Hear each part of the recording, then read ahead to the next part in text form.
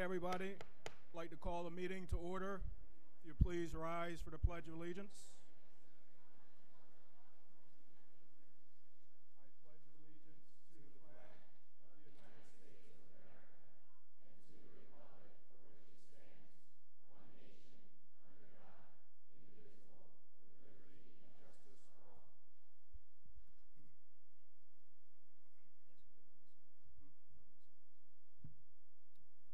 If everybody could please rise again for a second. We'd like to start our meeting off with a moment of silence out of respect for those who lost their lives and their family and friends who were affected in the Parkland, Florida tragedy.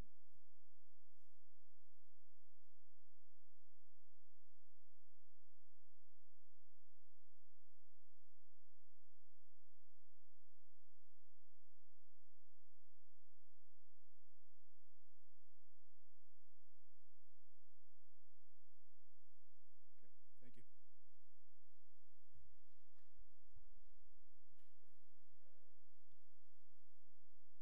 Good evening, everybody. Welcome to our February action meeting. Mrs. Sugars, would you take roll, please? Mr. Goodwin? Here. Mrs. Judge? Here. Mrs. Matlack? Here. Mrs. Seidel? Here. Mrs. Scarpolino? Here. Mrs. Schultz? Mr. Tomlinson? Here. Dr. Wong? Here. Dr. Dickinson? Here. First up this evening, we have the approval of the minutes. We have the regular action meeting dated January 23rd, 2018, board work session, special action meeting dated January 9th, 2018, the organization meeting dated January 3rd, 2018, executive sessions dated January 9th, 2018, and January 23rd, 2018. Do we have any changes, errors, omissions? No? Seeing none, Ms. Sugars. Oh, I'm sorry. Motion to adopt. Mr. Goodwin and Mrs. Matlack. Mrs. Sugars. Mr. Goodwin? Yes. Mrs. Judge? Yes to all. Mrs. Matlack? Yes. Mrs. Seidel? Yes to all. Mrs. Scarpolino? Yes. Mr. Tomlinson? Yes to all. Dr. Wong? Yes. Dr. Dickinson? Yes to the organizational meeting January 3rd, 2018. Abstain for the rest as I was not present.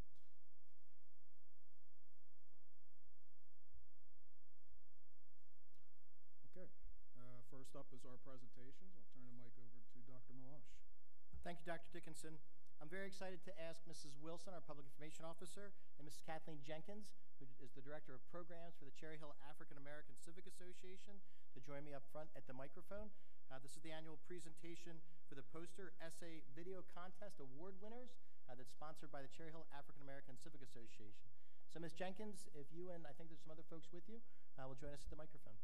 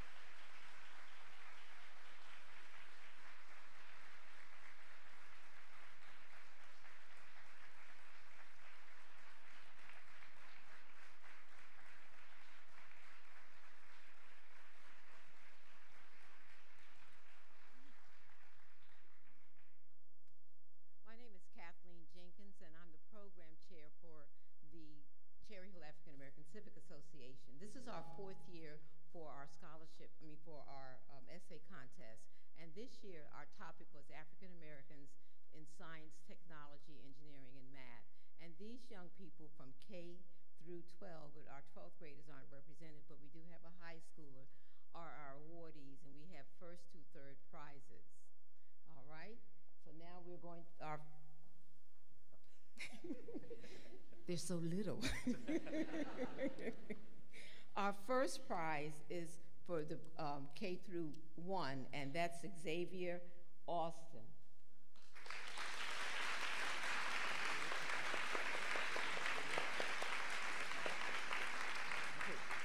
You want him to, and they're going to shake each of the board members' hands.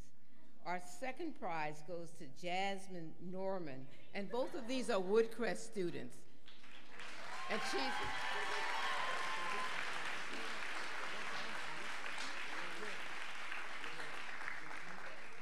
Our third prize goes to Molly Wachowski, and she's at Sharp. The other two are at Woodcrest.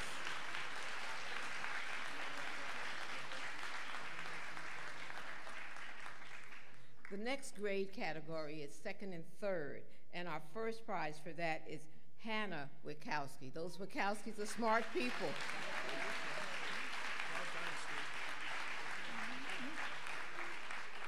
We have a tie for second prize.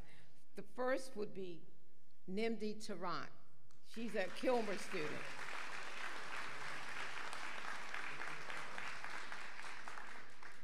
And also tied for second place is Jasmine Marrero. She's also at Kilmer.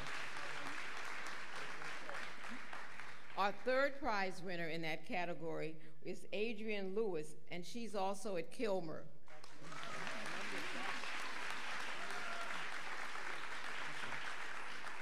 Kilmer is represented again by Anthu Dang, and she's the 4th and 5th grade first prize winner.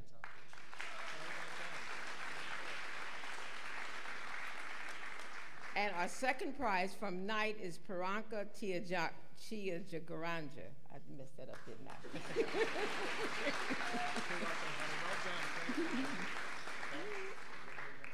From Sharp, this is Nathan DeCurligan, and he is he's entered the contest all 4 years.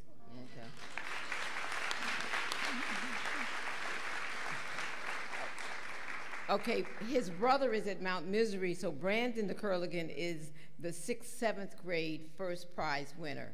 So, and he has entered the contest also. He's a Rosa student. Our second prize winner from Rosa is Karina Gupta, a Rosa student. And this young man is the third prize, and most of the people did historical figures, but this young man did an essay on his aunt, Dr. Shabazz. And this is Kareem Shabazz from Beck.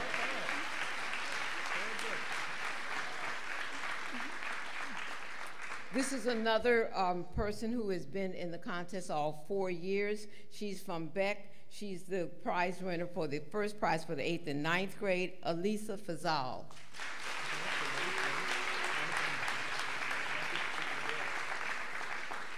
Our second prize in the same category is Shira Weiss, and she's a Rosa student. Third prize from Carusi is Sapcha. I'm just trying not to mess it up.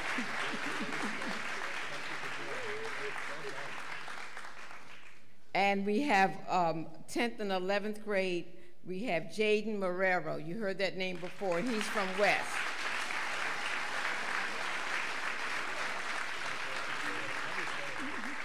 All right, that concludes our awardees. Also,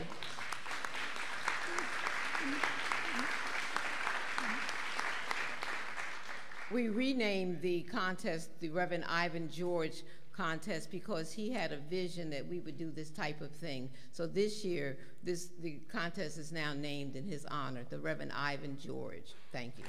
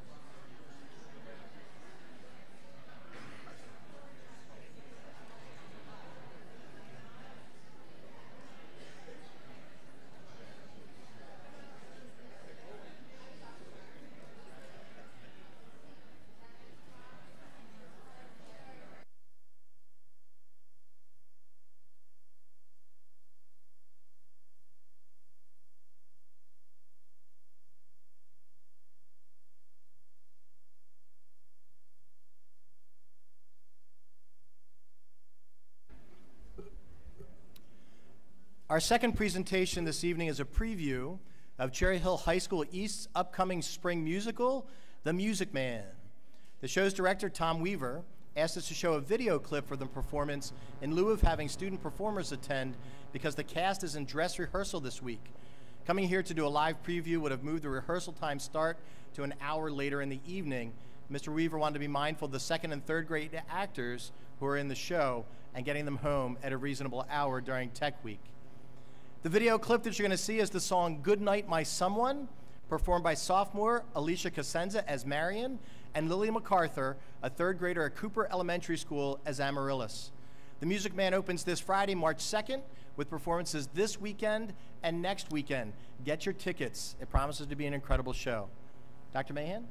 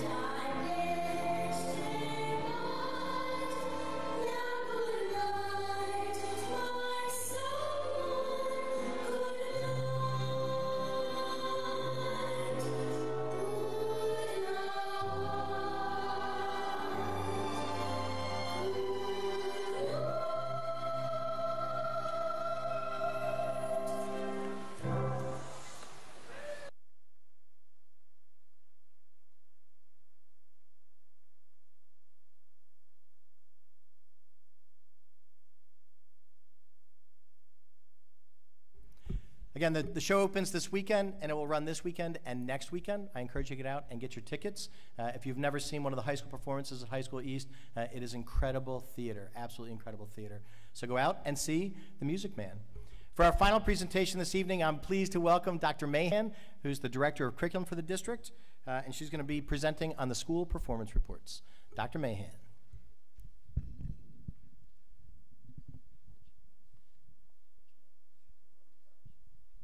Thank you to Ms. Sharmila, who's going to be helping me out since we don't have a podium, so I apologize.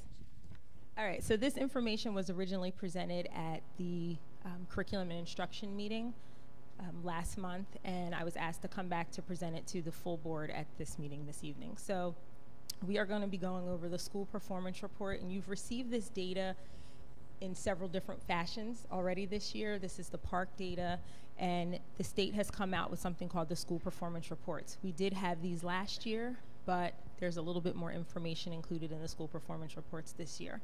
So it's an overall view of school performance. It allows for continuous improvement. It highlights a school's strengths and identifies areas for improvement. and includes longitudinal growth data for us. I do want to show you a short video that is on the DOE website that really explains the purpose behind the school performance reports.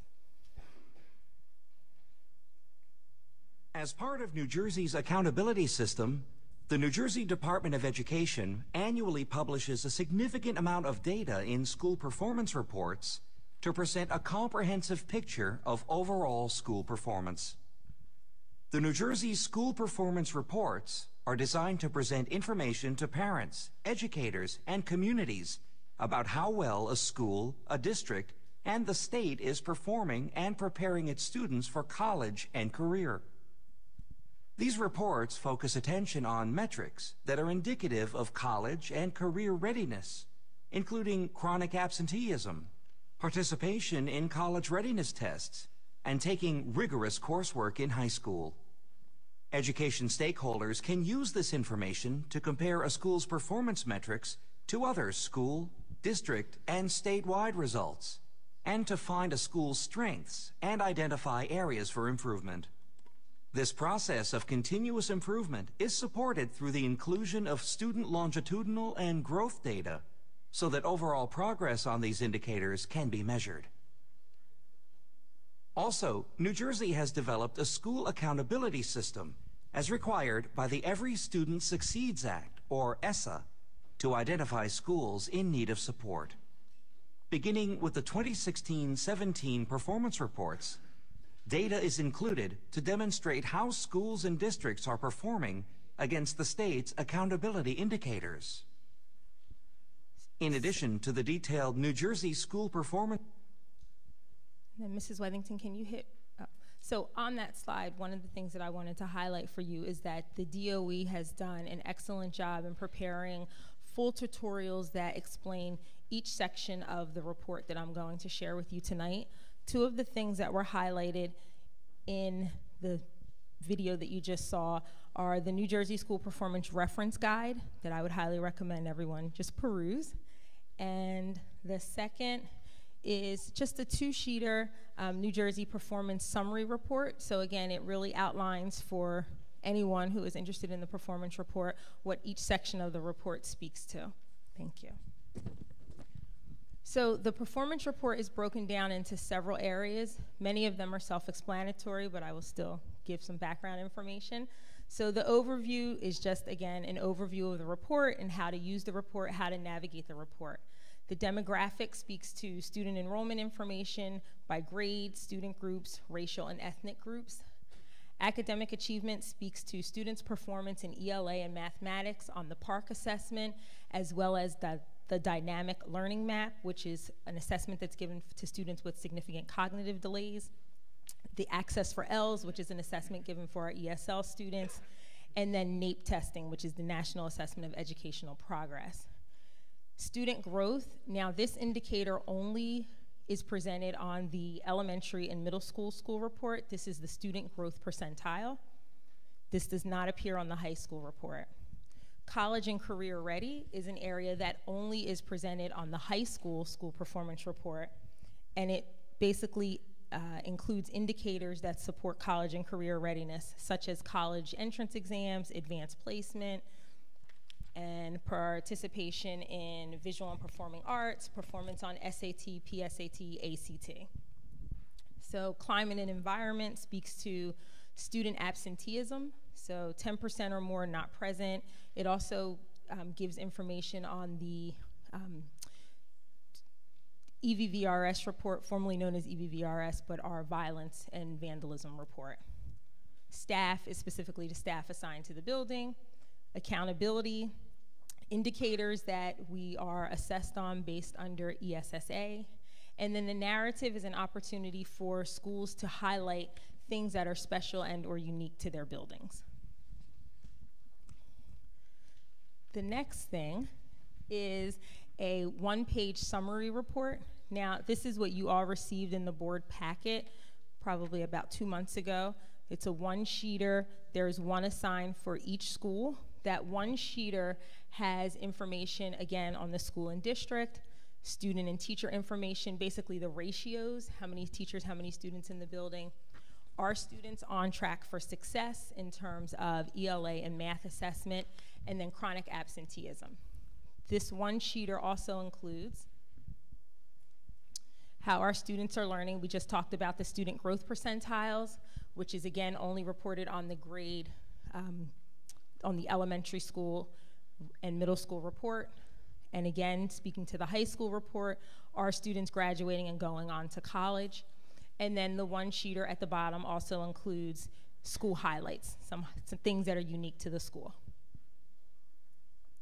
So this year, something that was included in the school performance report is a summative rating.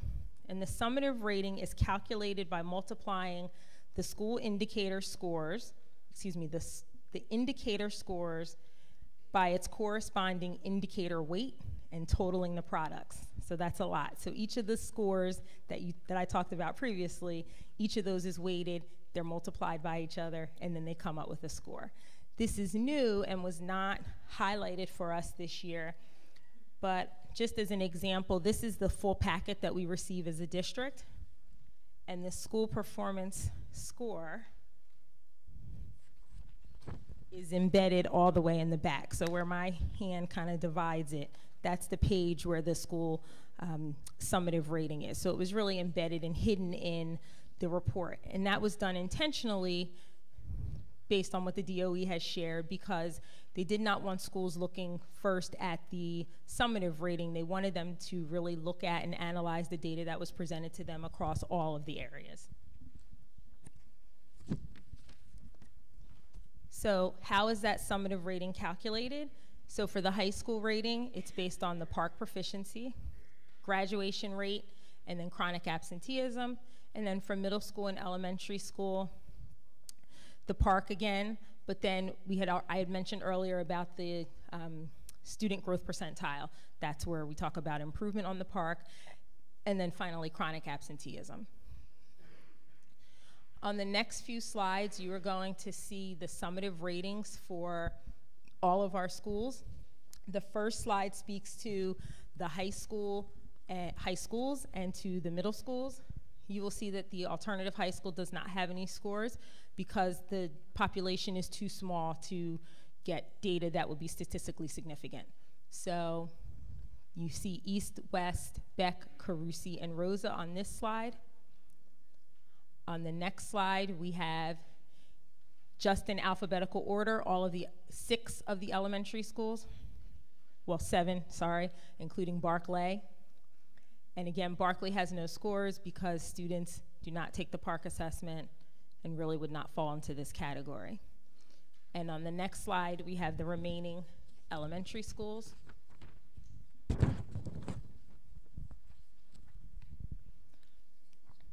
So what have we been doing with this data? So as you have heard me present many times to you, we have been going through this data, completing individual analysis of the data. We have clusters where our principals and assistant principals and administratives across the district work together to look through the data and come up with strategies and interventions that we can use to support where we need support and to highlight areas in which we have demonstrated success. We've also discussed how are we going to facilitate this conversation with staff, and not just with staff, but also with our community, because it is the expectation that the principals and assistant principals are sharing this information out with their community, particularly through the PTA. And then lastly, how can the Office of Curriculum and Instruction support the work that is going on in our schools?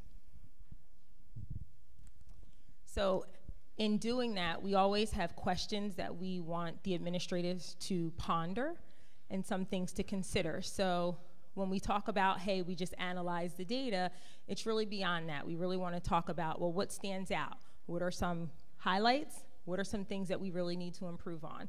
We start to brainstorm questions, and how do we prioritize these questions? What are the things that we want to answer first and address head on? We look at the data, we make inferences about the data. We try to determine what the root causes are. We can't just, haphazardly guess. We want to really dig down deep into the data and see what are the root causes, what are the next steps, and what are the actionable steps with timelines.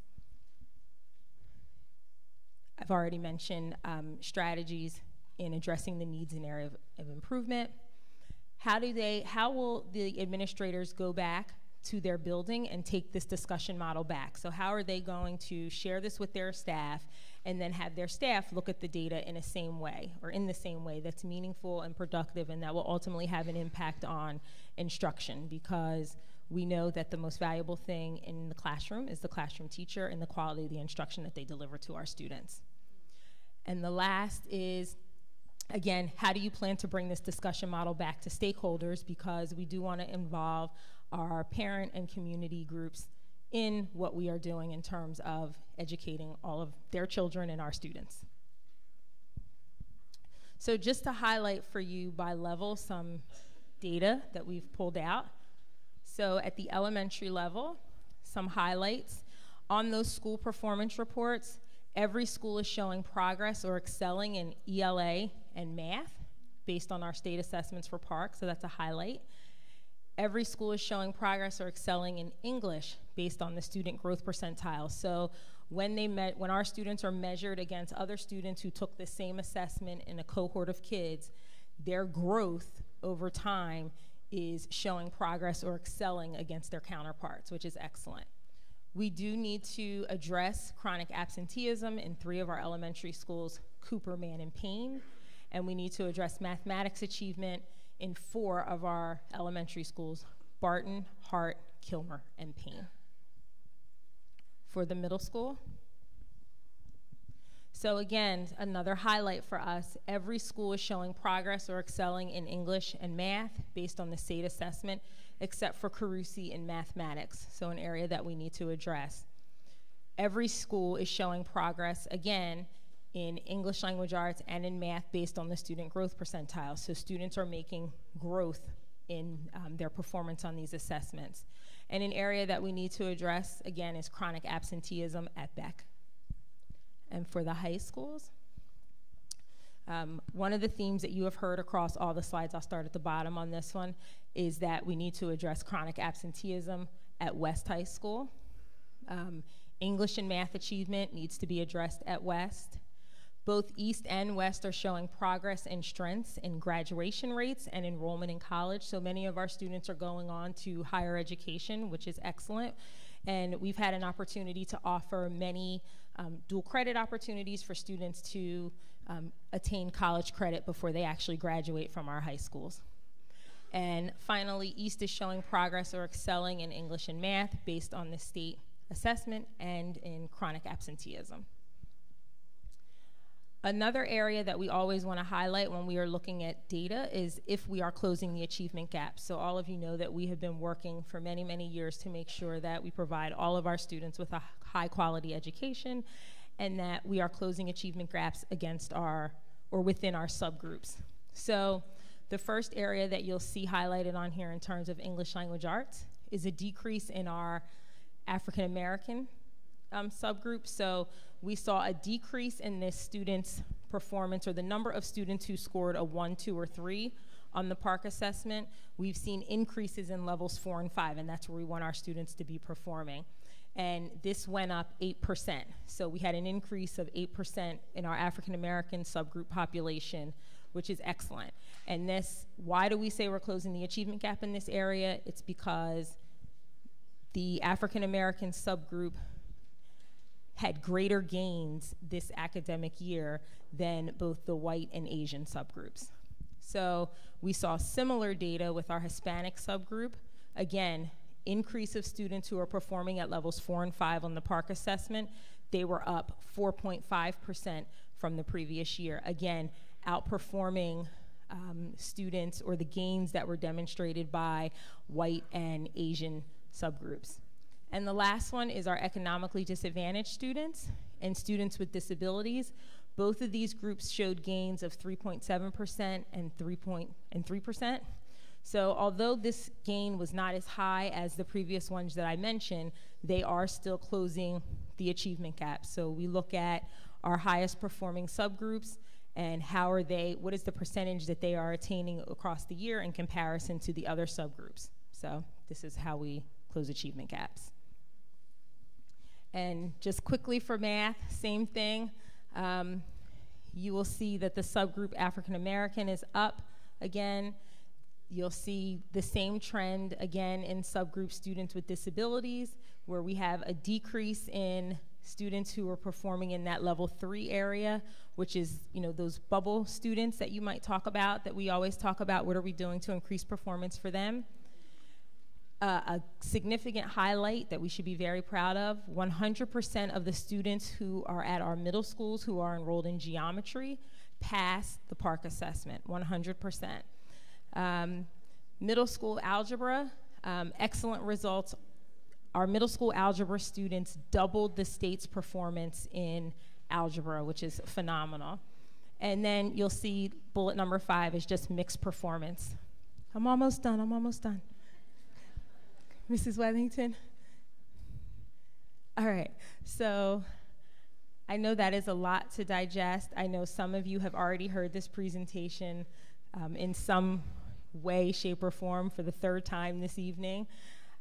So if you have questions for me, you can submit them to Dr. Malash, and I will kindly answer all of them.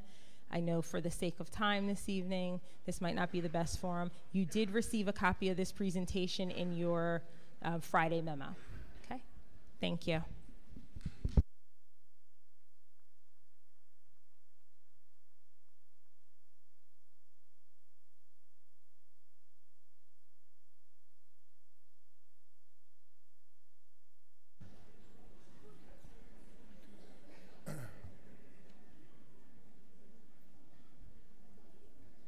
Thank you, Dr. Mahan. Good stuff. All right, we're going to move into the correspondence section of our meeting. I believe we have at least 2 people with correspondence. Mrs. Matlack, would you like to go first? Sure, thank you, Dr. Dickinson. Mrs. Judge and I attended the Camden County School Boards Association meeting on January 25th. It was held jointly with Gloucester County. It was an Ed Camp style meeting, and it started off with updates from the New Jersey School Board Association officers about finance, training opportunities, legislative updates, and the field service rep there talked about training for boards if we request it, which is what we as a board did last year with our field service rep, Gwen Thornton. And then for the legislative updates, I've asked Dr. Malash to put in our Friday memo the handout that was given to us with all of those updates. The Ed Camp style meeting, there were a lot of topics, and the 4 that I was able to attend were full-day kindergarten, fair funding, referendums, and committee structure. Of note, the fair funding group that met, so these are board members from districts throughout Gloucester and Camden County. That group, all the districts there lost money last year from their budget, except for Clementon that got $6,000 more. And if you'll recall, Cherry Hill received $1.1 million. The number 6,000 for Clementon is because Clementon is a very, very small school district with 1 school, and I believe about 600 students in the whole district. The committee structure session that I attended was fascinating. The other districts were very surprised to find out that our committee meetings are open to the public. None of the other districts that were attending that have open public committee meetings. And they were fascinated to find out how we do that, so I explained about our procedure and how that works. Some of them do, some of the small districts do whole committee of the whole every month, but then they have 2 to 4 hour committee meetings with the whole board in addition to the rest of their action and work session meetings. Some of them don't even meet every month for committee meetings. So again, they were fascinated by our procedure of public meetings and meeting every month and the committees that we have. Dr. Malash talked about this last time, and I also attended on February 3rd, the Black History Month presentation of Still Rising, that West. It was a tremendous performance by our African American culture clubs from West and East. And of note, Arthur Lewis was honored, and he was, among many things in his distinguished life, the first African American school board member in Cherry Hill in 1977. So great program, and if you have the opportunity to attend next year, I would recommend you do so. As the board representative, I attended the DEAC committee meeting on February 9th, and also the Cultural Proficiency, Equity, Character Education Committee on February 15th. That committee, the Cultural Proficiency Committee, with Dr. Chapman and Mr. Guy will be presenting to the board on April 10th at our work session. And then today I got to do something really fun as a board member, and Mrs. Judge also participated in this. We read to the students at Johnson to help celebrate Read Across America. I got to read to 5th graders, and it was a lot of fun, something I look forward to each year. And I will get a chance to read at Stockton on Friday to celebrate Dr. Seuss's birthday with kindergartners on Friday. So that's all I have, Dr. Dickinson. Thank you, Mrs. Matlack. Very busy month. Mrs. Judge. So Mrs. Matlack did a wonderful job talking about both the New Jersey School Board's county dinner with Camden, Gloucester counties, and Read Across America today. So I will skip my reports to save a little bit of time, but I did want to mention the Garden State Coalition of Schools meeting that we hosted here on February 21st, which was last Wednesday. I'd like to thank the following board members who attended and represented Cherry Hill. They were myself, Carol Matlack, Lisa Seidel, Jane Scarpolino, and Ruth Schultz. And then from administration, I'd like to thank Dr. Malash, Barbara Wilson, Janet Cohen, and Tony Saporito. So not only was there a good showing of Cherry Hill board members, but we also had a great showing of fair funding for Cherry Hill and community members. So Majority Leader Lou Greenwald was our guest speaker. He spoke about the property tax crisis and the need to eliminate the state's over-reliance on the property tax to fund schools and municipalities. He is part of the legislative working group, including legislators and finance experts, which is charged with taking a comprehensive look at the New Jersey tax and fiscal policies and making recommendations for changes. The majority leader noted that nothing is off the table when it comes to, and that's in quotations, nothing is off the table when it comes to solutions to the state's economic challenges. Assemblyman Greenwald spoke and answered questions for about an hour and a half in our boardroom last Wednesday. Many from Fair Funding asked great questions and pushed back at Assemblyman Greenwald's responses. Chris Benedetto from Fair Funding for Cherry Hill tried very hard to get answers regarding Cherry Hill's fair funding, how the SFRA is actually formulated, etc. Assemblyman Greenwald stayed after and spoke to a few people individually before he departed. I am personally cautiously optimistic that Cherry Hill will see brighter days with school funding within the next 3 to 5 years. Fair funding of Cherry Hill, community members, the board, administration, the mayor, and town council have been working on this for several years, so it isn't likely that we haven't been trying over the years. So additionally, I'd like to also thank Aramark, Ann King, and Chef Casey for their excellent choice for snacks at this meeting, which I just want to mention was paid for by Garden State Coalition of Schools. And our next meeting will be Wednesday, March 28th in East Brunswick. And the guest speaker will be Cynthia Rice, who's the Senior Policy Analyst for Advocates for Children of New Jersey. So that's my report for tonight. Thank you. Thank you, Mrs. Judge. Have any other correspondence this evening? No? Okay. Seeing none, we'll move into our high school board reports, and we'll start off with East this evening. Esteemed members of the board, thank you for having me share some current happenings at Cherry Hill High School East. We are about 3 months into the new year, and East activities are in full swing. Since the last presentation, the sophomore class held their cotillion at East on February 10th. Many students came out for a night of dancing and fun. East DECA, a business organization, left for states today and will be there until Thursday. The competition will take place at Harrah's Hotel and Casino, and we have 136 students attending. For an American Heart fundraiser, during the second week of February, teachers decorated shoes and the school voted on their favorites. We raised $3,600 for the foundation. The instrumental groups are busy preparing for a number of upcoming events. The students in Pit Orchestra are practicing for their debut in the spring show. For the wider group, festival season is fast approaching and they are looking to give a stellar performance. East Drama will soon be putting on their show, The Music Man. As a part of this, they have brought in 20 young children composed of students in the district and relatives of students and teachers at the school. They will be performing on March 2nd, 3rd, 4th, 9th, 10th, and 11th. I hope to see many of you there. Although boys and girls swimming has come to an end, they both had phenomenal seasons. Both teams won semifinals and advanced to state championships.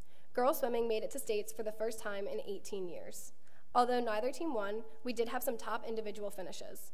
Other sports such as basketball and winter track have had eventful seasons as well, with some exciting wins for basketball and top finishes for track. The East Ice Hockey Team, a school-associated organization, has had a memorable season and will be playing against HLV this Friday in the championships. The spring sports are anticipating their upcoming seasons and begin practice in the coming weeks. East's historic Wing Bowl made a comeback on February 2nd and was a fun way to bring all the students together. Planning for the Mr. East competition has started with cheerleaders and competitors having been picked. Cultural clubs around East have been diligently practicing in preparation for Multicultural Day, which will be the day before spring break. The booths, as well as the performances, are something highly anticipated each year, and the talent displayed on Multicultural Day is always incredible. On February 24th, East held the state robotics competition. An alliance of 3 teams, 2 of the teams being from East, won the entire championship and qualified for Worlds in Louisville, Kentucky. We had an all-girls team who won the design award and also qualified for Worlds. We are very proud of the robotics club and are excited to hear how they do at Worlds. Additionally, I felt it necessary to talk a little bit about the current protests at East. Following the removal of a beloved AP history teacher, students united to bring him back. While I recognize we do not have all of the information regarding his removal, this is obviously something very important to the students at East, and many have come tonight to tell you their opinion on the issue. I implore you to take their testimonies to heart. The Cherry Hill School District has equipped us with the necessary tools to shape our own learning experience. Both inside and out of the classroom, throughout the years, we have been faced with decisions that have shaped who we are as students and who we are as people. This issue has brought our community a new decision, and the students have decided to fight for their teacher and their security. We have been held accountable in all aspects of our learning, and now we want to hold you accountable for keeping teachers that truly change lives and shape us into the young adults you want us to be. I also...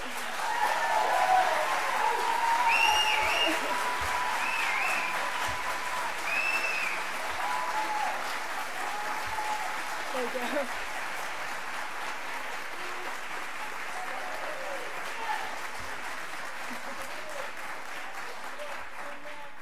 I also want to use this as an opportunity to shed some more light on what is at the core of this issue, security. While I understand the Cherry Hill 2020 plan will put in place vestibules and cameras, I urge you to take more immediate action as well as include the Cherry Hill Police Force in your plans. Above all else, student safety should be your #1 concern. 2020 is too far away. The time to take action is now.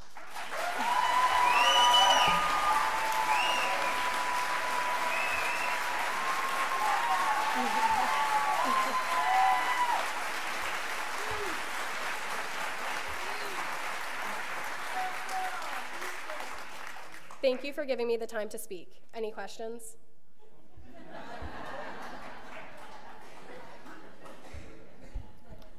Thank you, Lauren. Next, we'll hear from West.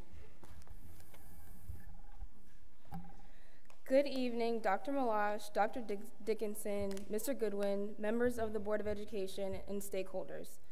The Still Rising performance was held in the Cherry Hill West Auditorium on February 3rd. The performances included dancing, singing, reading poetry, and displaying artwork. This was a wonderful celebration of Black history and Black culture. On February 9th, from 6:30 to 8:30 p.m., Cherry Hill's Teen Scene Social was held at the Community Center. Cherry Hill High School West Men of Note and Fermata performed at the event. The evening was filled with dancing and fun. Homeless women sometimes have to choose between food or feminine hygiene products. Until February 14th, the Rotary and Interact Club collected unopened feminine hygiene products to donate to Distributing Dignity, which is a nonprofit organization that is dedicated to helping women in need. The Rotary and Interact Club began a coin drive for the Ronald McDonald House on February 15th. The coin drive will end on March 17th, and the proceeds will support Ronald McDonald Houses in Southern New Jersey, Delaware, and Pennsylvania. On February 16th, the African American Culture Club hosted a live African American museum that brought Black history to life. The Peer Leader Program held interviews on for the 2018-2019 peer leaders on February 22nd and 26th. Broadway night will be held on March 1st and 2nd from 7 o'clock to 10 p.m. The cotillion will be held on March 3rd at the Pennsauken Country Club from 7 p.m. to 11 p.m. From March 3rd to March 10th, Phantom of the Opera tickets will be sold on showticksforyou.com and at the box office. Also, Miss Messias was recently nominated for the Teacher of Excellence Tony Award, and Mr. Seymour was named Wrestling Coach of the Year.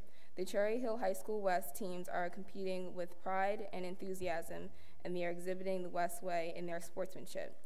This concludes my February report, and I hope everyone has a productive week. Thank you.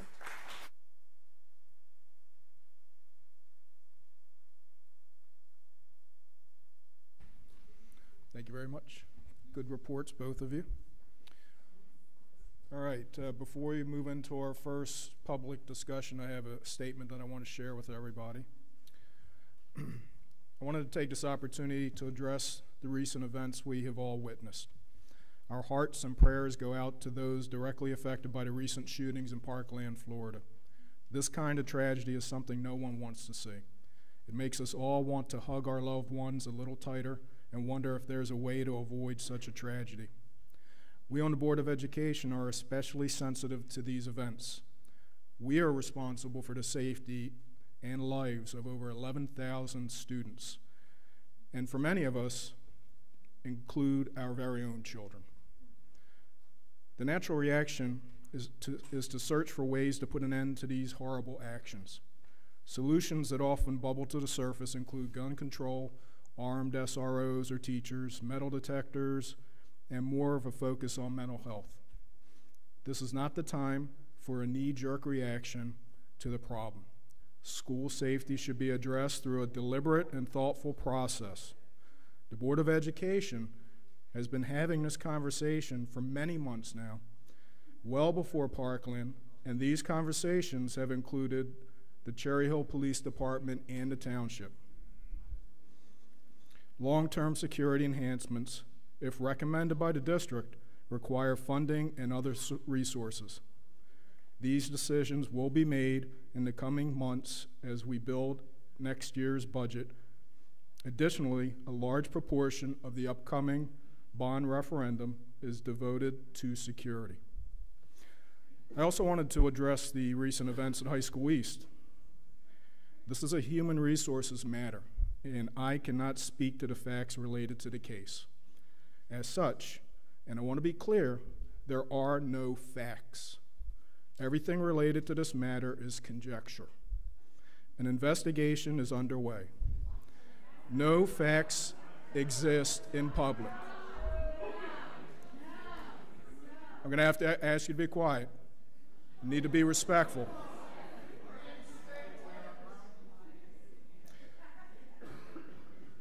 I'll repeat, no facts exist in public. The protests on social media, the student walkouts, and the broadcast news stories are all relying upon conjecture and rumor.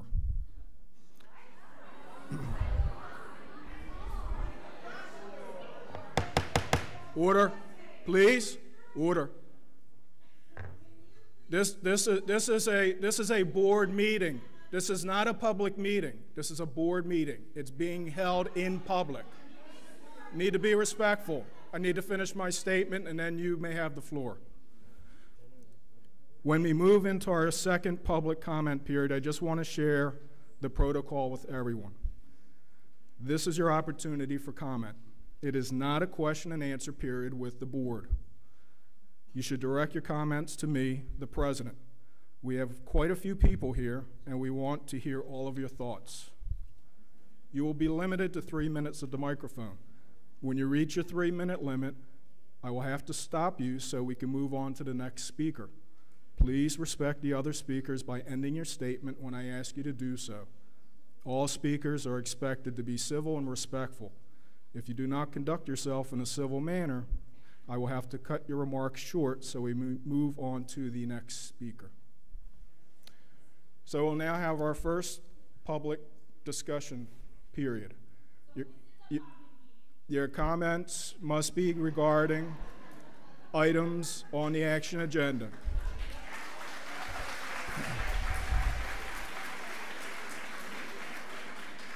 When you come to the mic, please state your name and address and the number of the item on the agenda to which you are speaking. You will have 3 minutes for your remarks. Please note the green light will turn yellow when you have 30 seconds remaining. The light will turn red when your 3 minutes are up. Do I have anybody to speak on anything directly from the agenda this evening?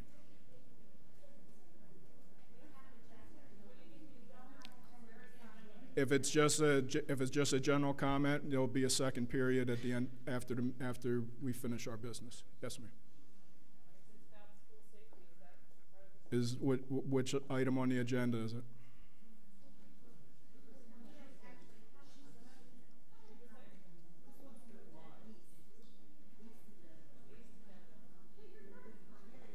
You'll have to wait to the second public comment period. And anybody for an agenda item?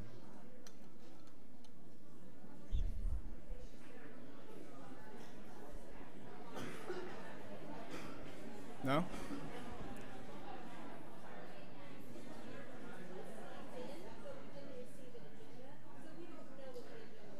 Okay, you can wait till the second public comment period.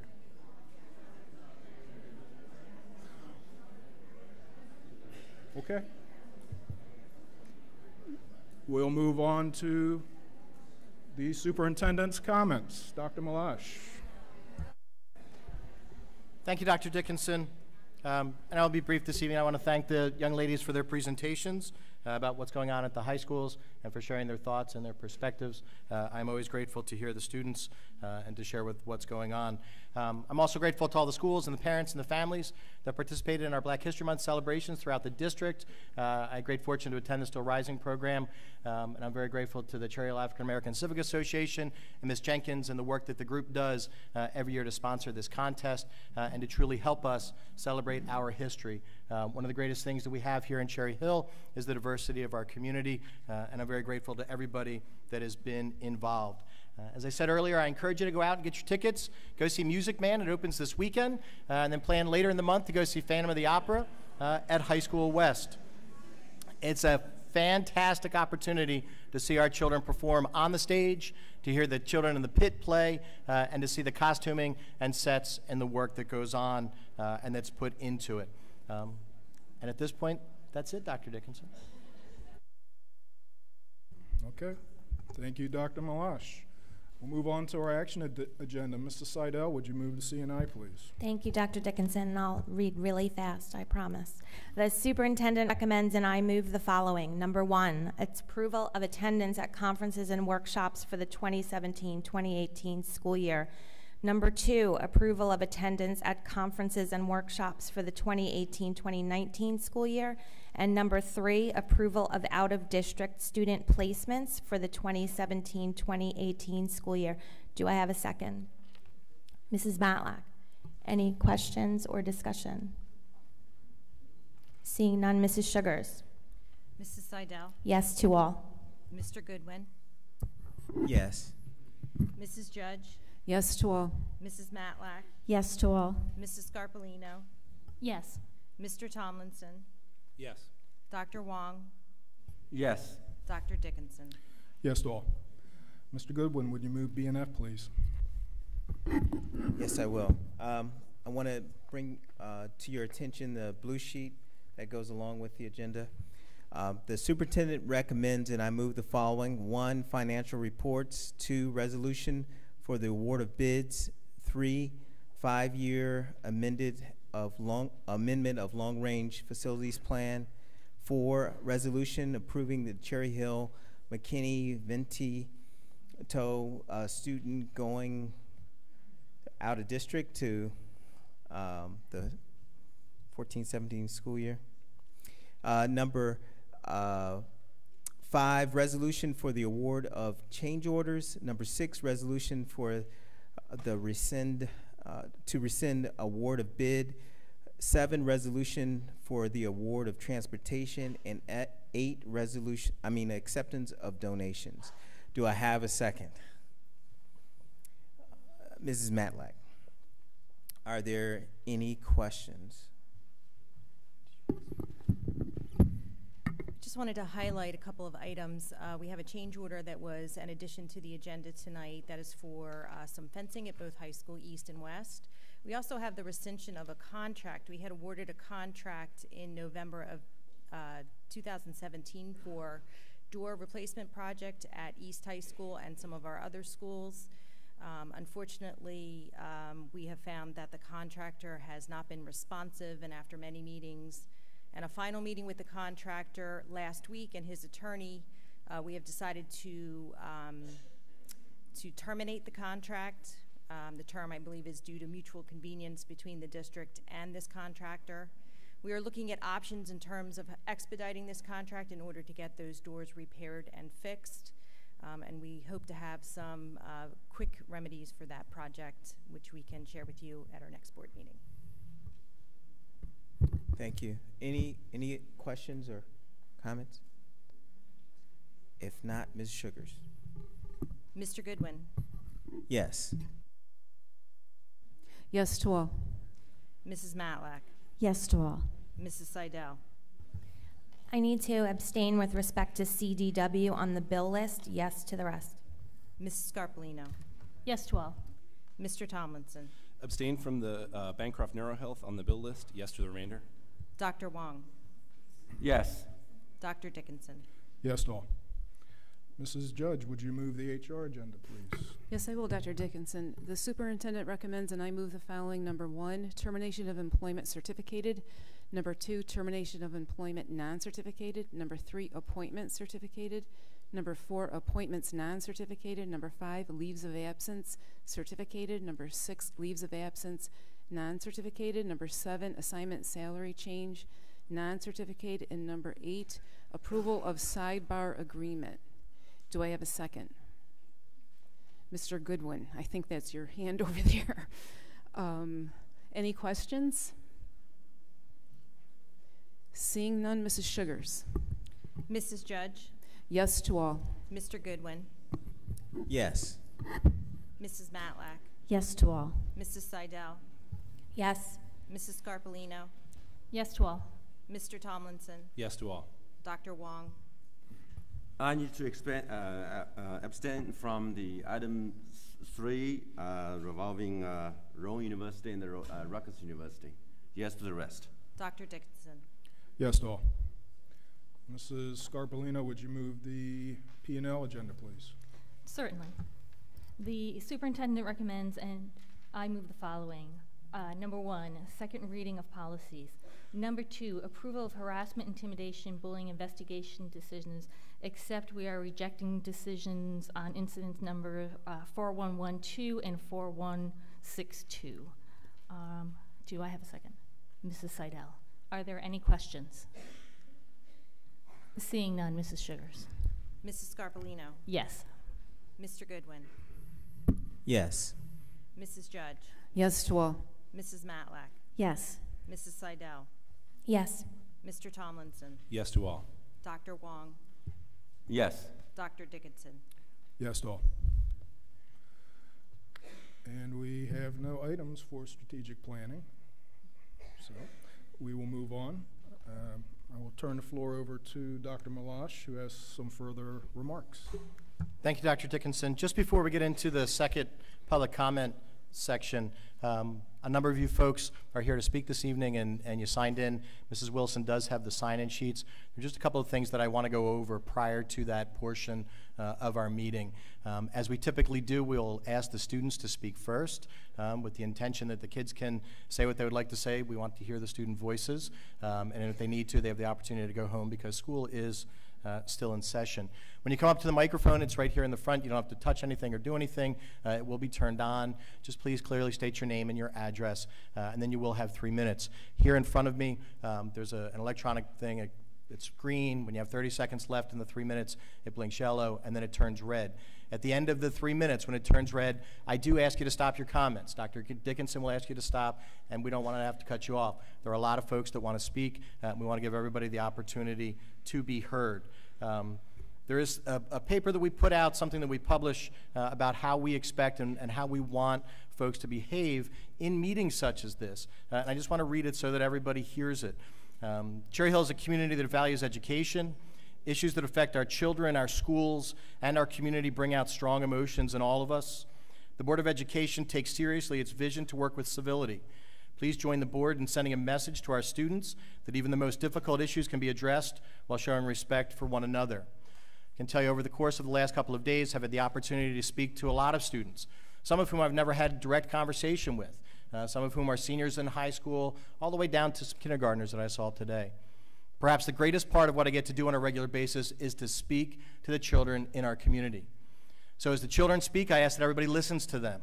And as adults, as you get up to speak, I ask you to remember that children are watching you, and they're watching how you behave and how you act and what you do. So I ask you, please, to remember that when you come forward. One final thing before we start the public session, I do need to tell you that we cannot address any specific staff member. As administrators, as the Board of Education, we are bound by contractual, legal, and ethical standards to not discuss in public individual employees. We may not do that contractually, legally, or ethically. Okay? Please understand that. As Dr. Dickinson said before, there's a lot of information that floats around. Okay? We cannot discuss anything about that. All right? Dr. Dickinson? Thank you, Dr. Malash. Okay. Mrs. Wilson will read your names off as they were presented on the list when you signed in. Yes. You may come to the microphone. You'll have 3 minutes to speak, and the light will turn red when you're done. The floor is yours. You may speak on any matter. All right, our first student speaker is Juliana Martinez.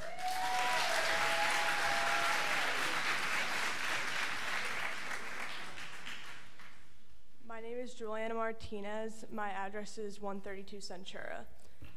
I am a senior at East. I will be graduating in a few short months, and I will be attending Jefferson University in the fall. I have been in the Cherry Hill School District since I was in first grade, and I have never seen anybody come together in the manner that we have in the past few days. The students are very upset, as I'm sure you are all aware, with the decision to place Mr. Locke on administrative leave based on comments he made regarding the Parkland shooting. While I understand you cannot discuss this, it's unjust to do this to this man. He's a veteran, and he's been teaching at East for 17 years. This process is not only about him, but about the safety in our school and the lack of respect we receive as students from this administration. I know that many of our parents are here, and they are going to discuss the security issue that we have in the school, so I'm going to address the lack of respect. I had the pleasure of being a student under Dr. Chapman at East for 2 years. He was a great leader, and many students still have high levels of respect for him. Unfortunately, this is not the case with our current principal. Over the past year,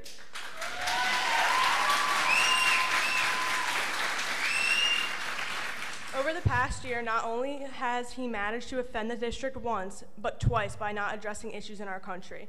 We did not have a moment of silence for 9/11, and we did not have a moment of silence for Parkland until the student body took it upon themselves to do that today.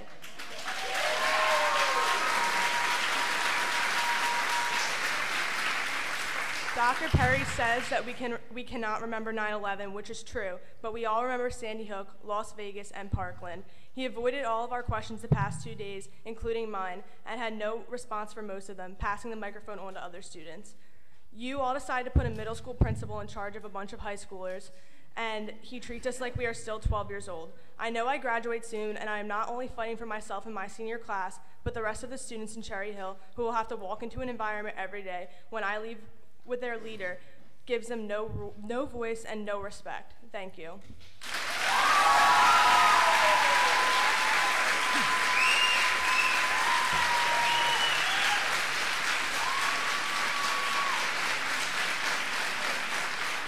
Next speaker is Sammy Miller.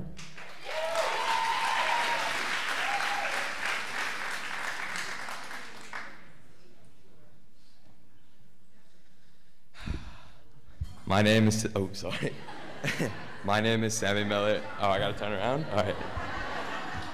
My name is Sammy Miller. I live at 1805 Fireside Lane, and I'm a senior at Cherry Hill East. First of all, I don't know why you guys are saying this is conjecture, because on Friday, the district's Twitter account tweeted out that they're looking for a long-term sub for AP World History. Now, I know that Mr. Locke's the only AP World History teacher at East. I'm not sure about West, but at East, and he was suspended on Friday. So it's not conjecture, with all due respect. Second of all, when I heard about the suspension of Mr. Locke, it struck a nerve. He's not only my favorite teacher, but he also wrote my letter of recommendation for college. Mr. Locke once told me in AP World History class last year that if you see something that's not right, say it and solve the problem. Well, that's what I'm trying to do.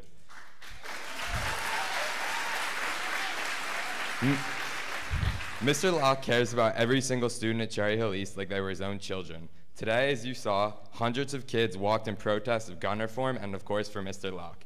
Every day, Mr. Locke brings so much passion to teaching us world history as well as life lessons. Last year, I took world history as a junior, and I sat in the front row, and I would literally see his eyes start to tear up as he was speaking for what he believes in. I asked the board how you could possibly suspend the teacher who has won most influential teacher for the past 8 years, going on 9.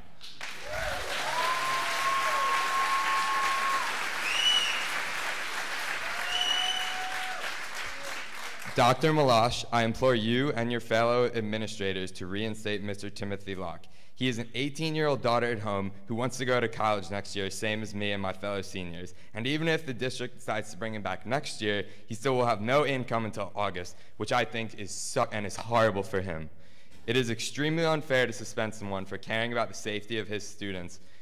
Over Mr. Locke's 17-year career at East, he has had a profound impact on every single student's life. Mr. Locke is not only a war veteran, a caring father, but the most passionate and caring teacher I've ever had. You will not find a more passionate or caring teacher in the whole country besides Mr. Locke. I love him and I care about him. I implore you to bring him back. Thank you for your time.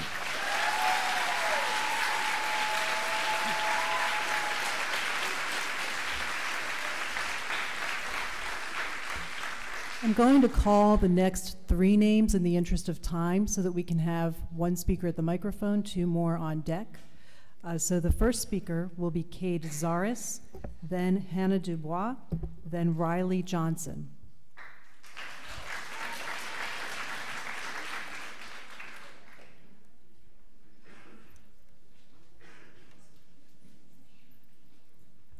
Hello. I would first like to thank the board for having me and being able to say what I feel. And with that being said, I feel very strongly about this. Mr. Locke was a teacher who I only had for around 4 months, and he was a teacher who was probably the most influential person in my life. Mr. Locke would come into class every day and go way beyond education and world AP history. He would tell about life, and he would tell about our future and give us an opportunity to see really the goods and bads of what's going to be coming up in my life. Mr. Locke is a teacher who goes way beyond any other teacher in this school and probably in this district for that matter. And the fact that you guys suspended him with pay for or no pay until August is ridiculous and totally unjust. And I please urge you to reverse that, and that's all I have to say.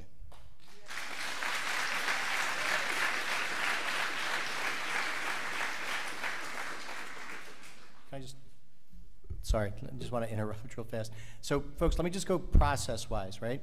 So the Board of Education, and you all just heard part of the action meeting, The Board of Education is the only body in the school district that can hire, fire, or suspend when they take action. The Board of Education is the only body in the school district that can hire, fire, or suspend. Tonight's meeting on the 27th of February is the first meeting since the 13th of February. Okay? You heard the agenda they went through. The agenda is posted on the website. They're the only body that can hire, fire, or suspend to take that action.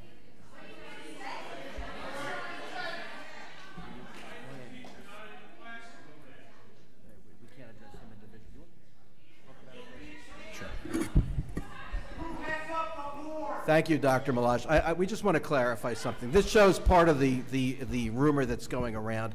I'm not going to address an individual staff member, but I'll just say this as a general rule. By law, no individual employee of a school district can be suspended without pay. Any suspension by statute has to be with pay. So we just want to make that clear. And we don't know where this business about August is coming from either, frankly. So that's as far as we're going to go in terms of generalities. We can't address a specific individual.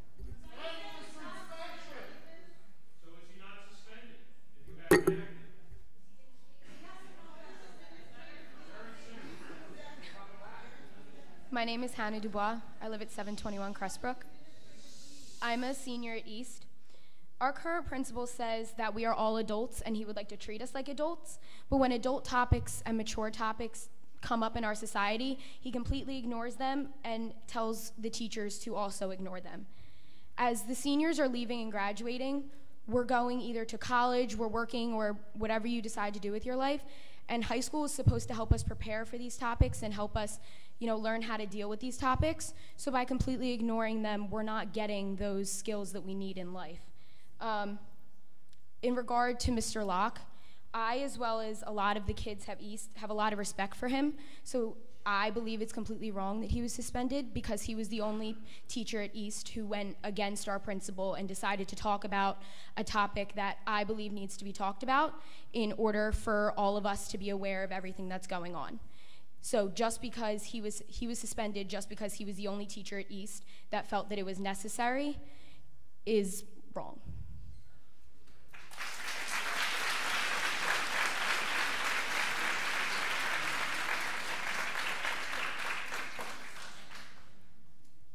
My name is Riley Johnson. I live at 70 Partridge Lane. I am in 9th grade at Cherry Hill East. If Dr. Perry was here, I would like to tell him I'm not trying to be disrespectful with what I'm about to say, but I find it so upsetting that hundreds of high school students can come together by themselves and have a moment of silence for the victims of the school shooting in Florida. And you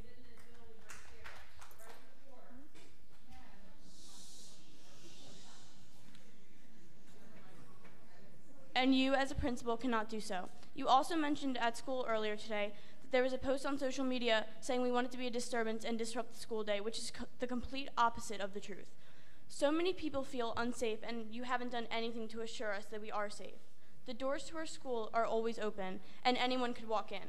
Today, I was so proud to go to Cherry Hill East, and it was not because of any of the administration. It was because of all of the students and teachers who came together and fought for what we all believe in. The administration needs to put their words into action and do something about the issues occurring. I want to be heard. We want to be heard. We want an amazing teacher back.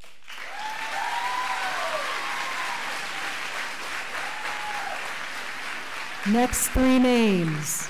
The next three names are Lindsay Williams, Melissa Meltzer, Liam Riley.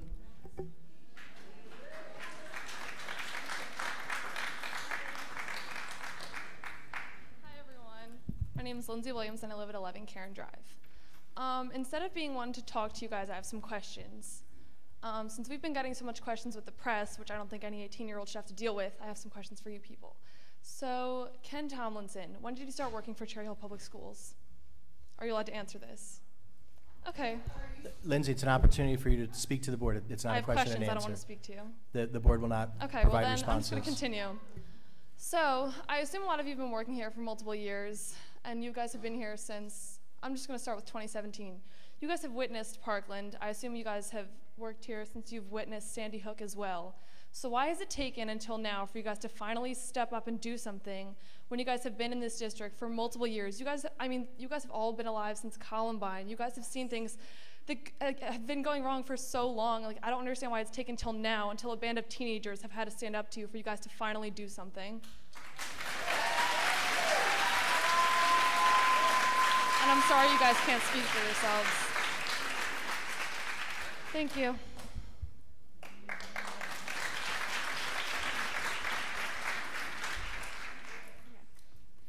Hi, my name is Melissa Meltzer, and I live in 14 Lavenham Court.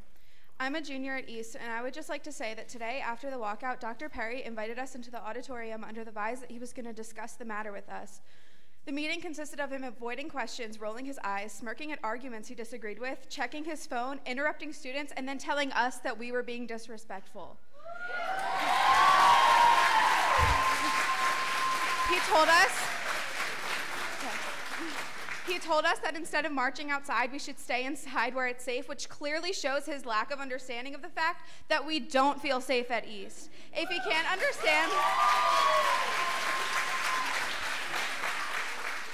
can't understand something as simple as that, then how can we trust him with our lives and our safety? His blatant disrespect and the lack of seriousness with which he and the board are handling this is absolutely ridiculous. I honestly don't know what to do at this point to make him realize that we, as a student body, deserve and need to be heard and understood.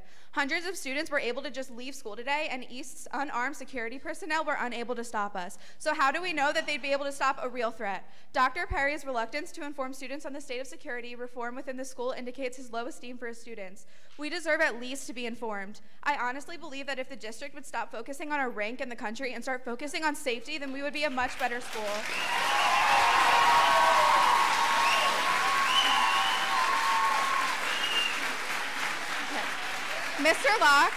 Mr. Locke was the best teacher that I've ever had, and seeing him be wrongfully suspended is sickening. It is clear that by suspending Mr. Locke, you're trying to instill fear in the students and staff for speaking out. However, I'm here to tell you that you won't censor us. He has been an asset to Cherry Hill East. He has been an asset to Cherry Hill East, and the quality of our school diminishes with his absence. We have absolutely no security system. Anybody can buzz in claiming to be a parent. Anyone can open the door for their friend and realize that someone didn't sneak in behind them. And clearly, we as a student body aren't being heard. We aren't being taken seriously, and we aren't getting anywhere with administration.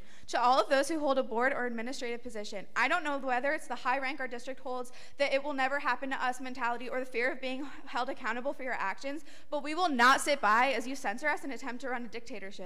As proven in the past with 9/11, our principal has no respect for real-world issues or students who wish to recognize these issues. I can speak proudly for the student body in saying that we absolutely won't stop until our voices are heard, until Mr. Locke is back in B147, until we can go to school without worrying if we'll make it home or not. We're offering to help you come up with a solution. However, we're being shut down and disrespected by our own principal. So I'm here asking you to please secure our school in a way that will keep us safe. I hope you, the Board of Education, reconsiders the 2020 plan and acts upon this eagerness it deserves, as it has now been televised and broadcasted that Cherry Hill East is located in an affluent town with very few unarmed security officers who aren't stationed near any entrances, and I can promise you that that's not a rumor.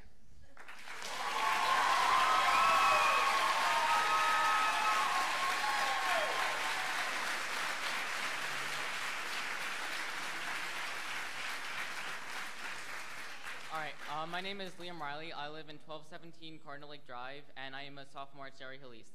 I like to talk about the lack of a conversation at Cherry Hill East and how your Board of Education and Dr. Perry are censoring our views. Mr. Locke was simply addressing a security concern. We have parents, teachers, and students alike in this building and all throughout this district that are worrying for our lives. What are unarmed security guards going to do against a gunman? Nothing. Is a baton really going to stop an AR-15? No. And when we express our concerns through a walkout, all Dr. Perry has to say, oh, let's have a political discussion, let's have a Q&A. But in this Q&A, Dr. Perry was a coward. He refused to answer any of our questions. He simply backed down, and he refused to give a moment of silence for 9/11 and Parkland. What was absolutely appalling is he chalked up the not giving moment of silence 9/11 to, oh, I'm sorry, I thought it was on a Sunday, my bad, which is absolutely disgusting. Teachers in our school are terrified to talk about it because this is what happens when our teachers try addressing real issues, because school is a lot more than just what's in the textbooks. It's about real life, real events, and things that are going to affect us and our families. But instead, we are just met with censorship. We are met with teachers being suspended just for simply expressing our views, and we will not stand for it. We are trying to express our views through mediums such as social media, walkouts and marches today, and all you're going to do is just ignore us. Please actually take action. Don't put it off until 2020. I'm going to graduate in 2020, like many of my peers. We're going to be gone. This is not going to affect us. School security needs to happen now. What's not to say that a school shooting could happen tomorrow? Our unarmed security guards aren't going to do anything, and you're just pushing it off further and further back and not addressing the root of this issue. We need to have a conversation, and we need to make sure that our schools can be safe so all of us can feel safe expressing our views and going to school without having to worry about being shot. Is this really the future that you want for our schools? Thank you.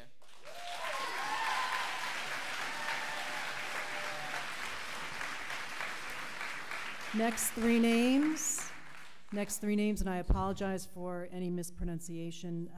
I believe it's Kristen Furlow. I'm not sure if it's Furlow or Furlock. Gabriela Valadares and Alicia Fazal.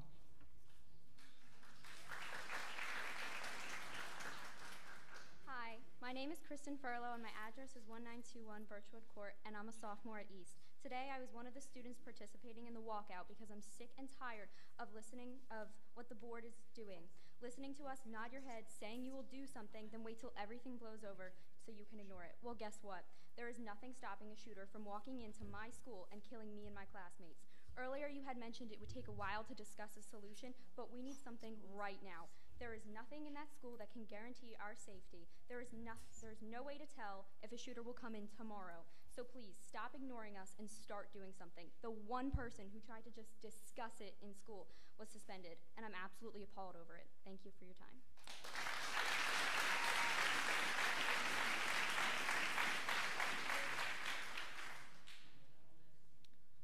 Hello, I'm Gabriela Valadares at 1 Cohasset Lane. I wanted to begin by saying that though I cannot speak for the entirety of Cherry Hill East student body, many of us do recognize that some of our outrage has been unfairly focused on administrators when the source of the problem is the lack of safety in our district's 19 schools. We understand that administrators are just people doing their best to satisfy the needs of the community while operating under a set of complicated limitations as to what they can say and do. I understand that we do not have enough information to make definitive judgments regarding the status of faculty members. However, as you review the case, I do ask that as the people who do have the information and power to make these decisions, you consider the amount of good that faculty member has done in our community. Very few teachers have the ability to teach the required curriculum and still touch the lives of as many students as Mr. Timothy Locke has. Mr. Locke has truly inspired my peers and myself with his radiant positivity and optimistic outlook on life.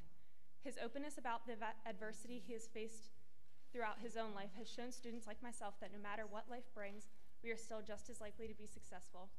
He has taught students to stand for what they believe in, no matter what that may be. And he has led that by example.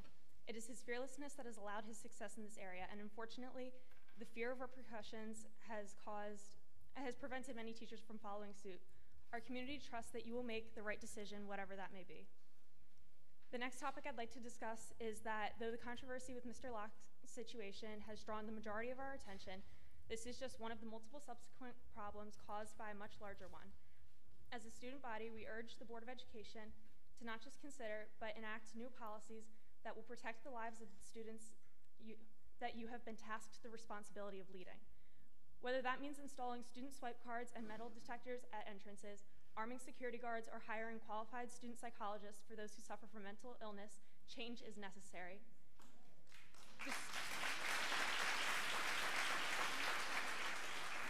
The solution may be as simple as taking measures to better secure classrooms or practicing better drills for armed intruders. In weighing these solutions, funding was mentioned.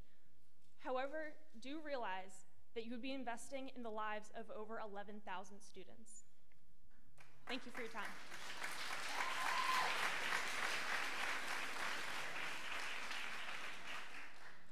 My name is Alicia Fuzzle, and I live at 374 Crescent Road.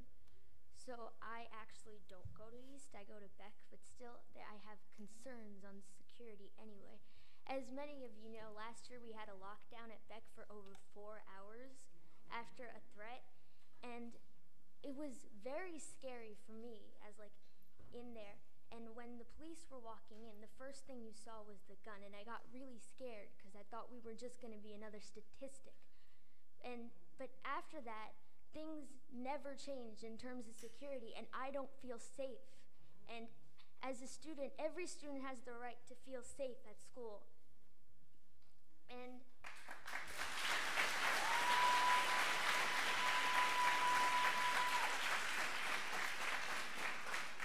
at Beck and East and everywhere, like, it's so easy to walk inside. Like, you can just go inside and, you know, no one will question you. And it's so easy for anybody who wants to cause any harm to just come in. And East has, like, the guards and they're not armed or whatever. But Beck and Carusi and Rosette have nothing. And still, security has not changed at all since the lockdown. And as for Mr. Locke, I've never had him, but I know friends who have siblings and have had him, and everyone loves him. And in the end, the teachers impact the students. They're the one who the teachers actually impact. And all your students are telling you to bring him back. And they're the ones who get directly affected by him. You've never sat in, like, his classroom or anything. He's never going to teach you. But they want him back, and they're the ones who are going to be directly impacted by it. So I think you should listen. Thank you.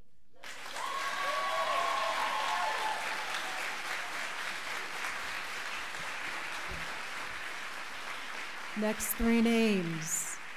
Next three names are Sam Markoff, Isabella Whitting, Margaret Balderstone. Can I lower this at all?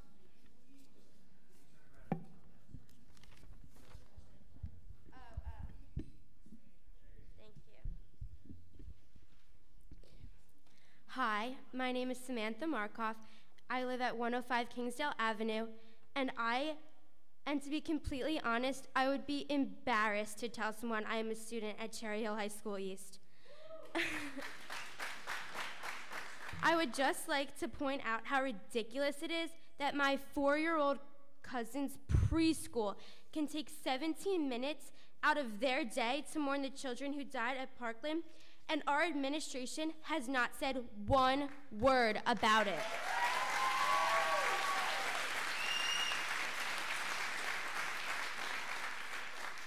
That is appalling, sickening, and a serious problem. As students, we go to school to learn, not just about what's in our books, but what is happening around our country as well. As young members of society, we should be learning how to prepare for these events and use our voices to stand up for what is right, not ignoring these terrors and being forced to go to extreme lengths to still barely have our voices heard. If you want us to act like adults, then you need to start treating us like them.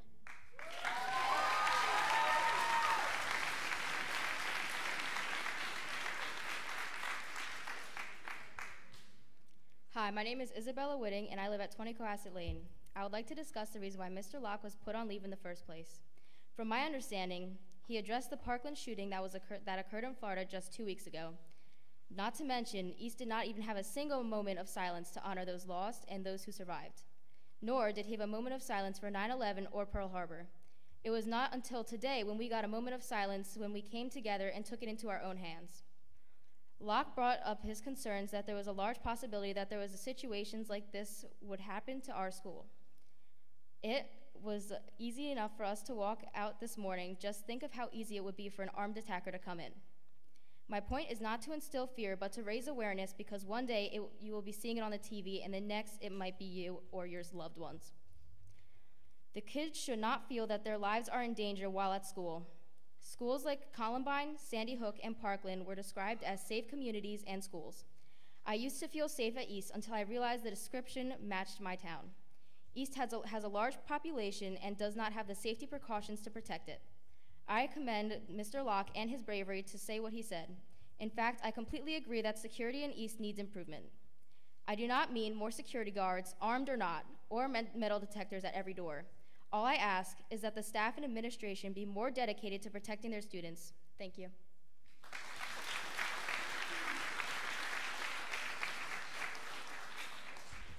Hi, my name is Maggie Balderstone. I live at 1001 Salem Road. I would like to address the situation that has arose here at Cherry Hill East. Mr. Locke created a bigger movement than I think any of us could have imagined.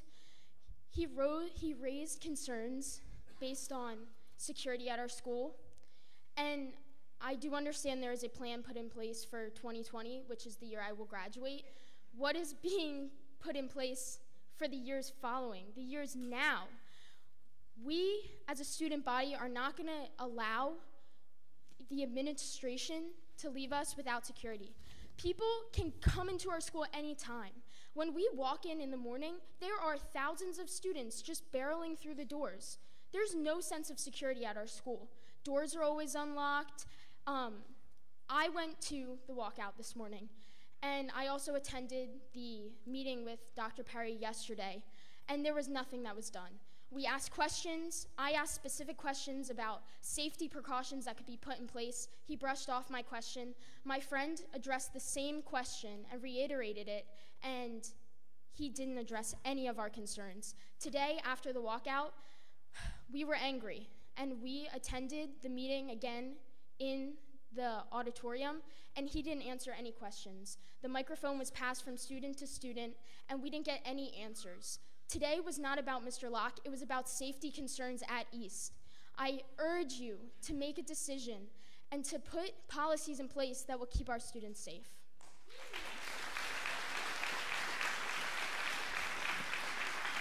Next three names.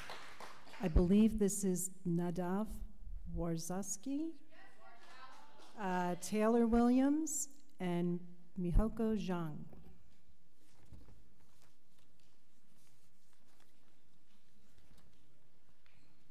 Good evening. My name is Nadav Warzowski. I originally planned to speak a bunch of points to the Board of Education, but I rather now want to ask several questions, though I know that they may not all be answered. Why is it that students, my fellows, my peers, before school, after school, during school, dread being in school, dread going to school? Why is it that they fear school, whether it be for security, whether it be for the workload, whether it be for the resources we're provided? Why is it that they dread going to school? Oh, sorry, I lost a train of thought, pardon me. Why is it with the resources, with the efforts, and with the time provided to these students? Why is it that we dread school, whether it be for what is provided for these students, or the immense work, the security, or the lack of, or lack thereof?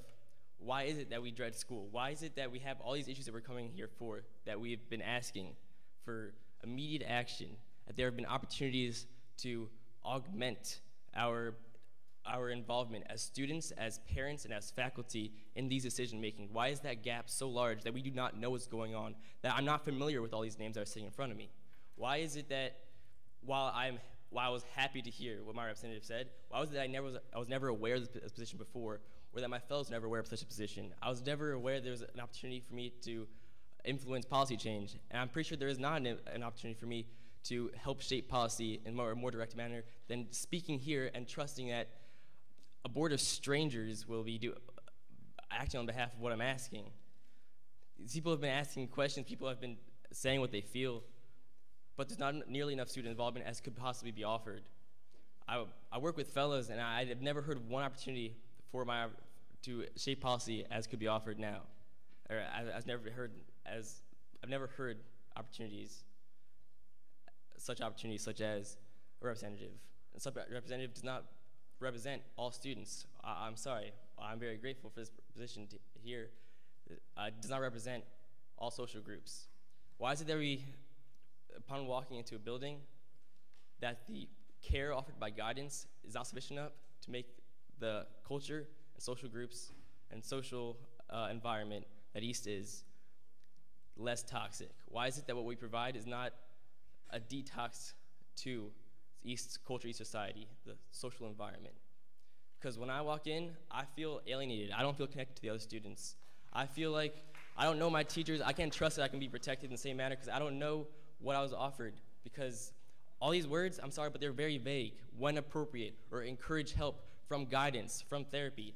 How can we offer more intensive care for our students, for our teachers, in therapeutic psychological manners, and offer more intense security directly involving the police department, and for students, and for teachers, and for parents, and all the taxpayers and residents of Cherry Hill?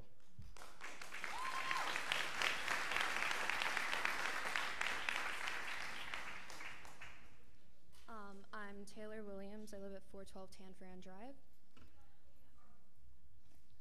I am a student at Cherry Hill West, and I have concerns about safety and mental health awareness. Everyone here has concerns, and they are more than valid and deserve to be heard. As of right now, the majority of kids do not feel safe in school. I don't even feel safe in my own school, and that's a big issue. Parents here tonight are worried about their children, scared even to send them to school because of the events that took place at Parkland, and before that, Sandy Hook, and before that, Columbine.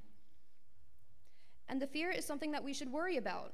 I have 3 younger siblings in the school district, and I shouldn't have to worry that I'll come home one day and they won't be there. Anyone can walk into our schools, just state their name and business and come right in. I know there's one program that talks about mental health during the health courses, but personally I feel like that's it. There's not enough resources and it doesn't have enough recognition. This is a worldwide issue and something needs to be done. So what are you doing about the security precautions, and what about mental health issues? Suggesting that a child could get a screening is not enough, and some kids don't know that there's anything wrong sometimes, and it takes something more than just a suggestion to put awareness to something so big. We do not need to arm our teachers with the thing that is silencing us as a generation. Teachers now are keeping their doors locked at all times out of pure fear, hoping something like Parkland doesn't happen again. But here I stand. I want to tell you that even at Cherry Hill West, we support our fellow students at Cherry Hill East. We support everything they are fighting for.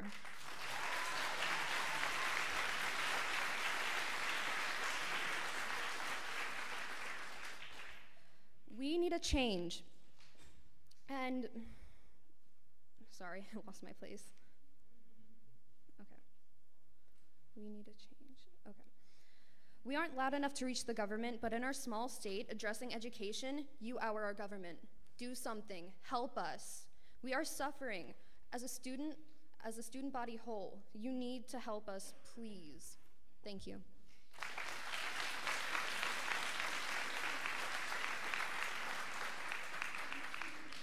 My name is Mihoko Zhang, and my address is 331 Cherry Hill Boulevard, and I am a sophomore at East. I have spoken at the meeting at Cherry Hill West last night and at the assembly this morning, and I will speak again for everyone to hear. I have gotten to know the teacher in question last year, and he has never made any students uncomfortable. He is and continues to be my role model. He is one of the few teachers who I know that deeply cares for the students at Cherry Hill East.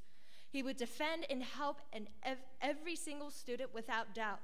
I always feel safe in his class, and just like the student of the teacher in question have said, if there was ever a school shooter to come into the building, I'd rather be standing by next to him than to be anywhere else in the building.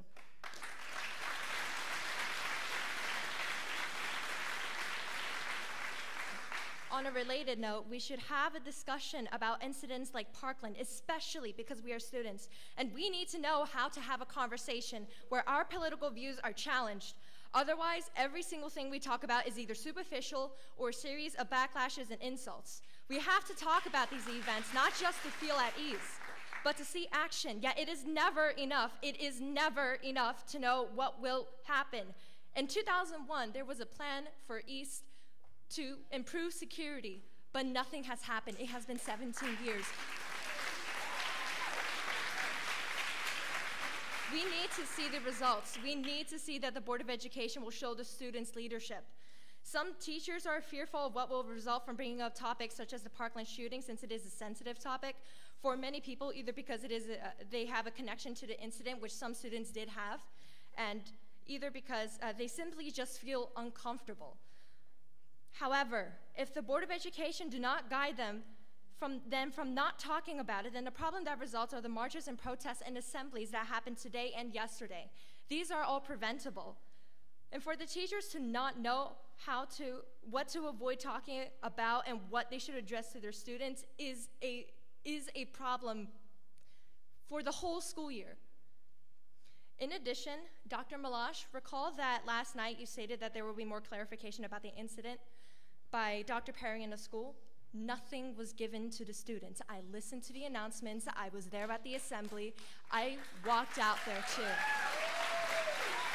He did not even talk about the process of suspension, let alone directly answer questions of the students, and that did not even relate to the teacher in question. He could have answered it.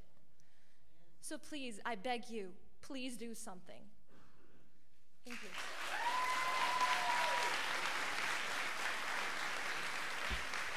Next three names: Julia Langmuir, Renee Wimmer, Mia Thea Garajan.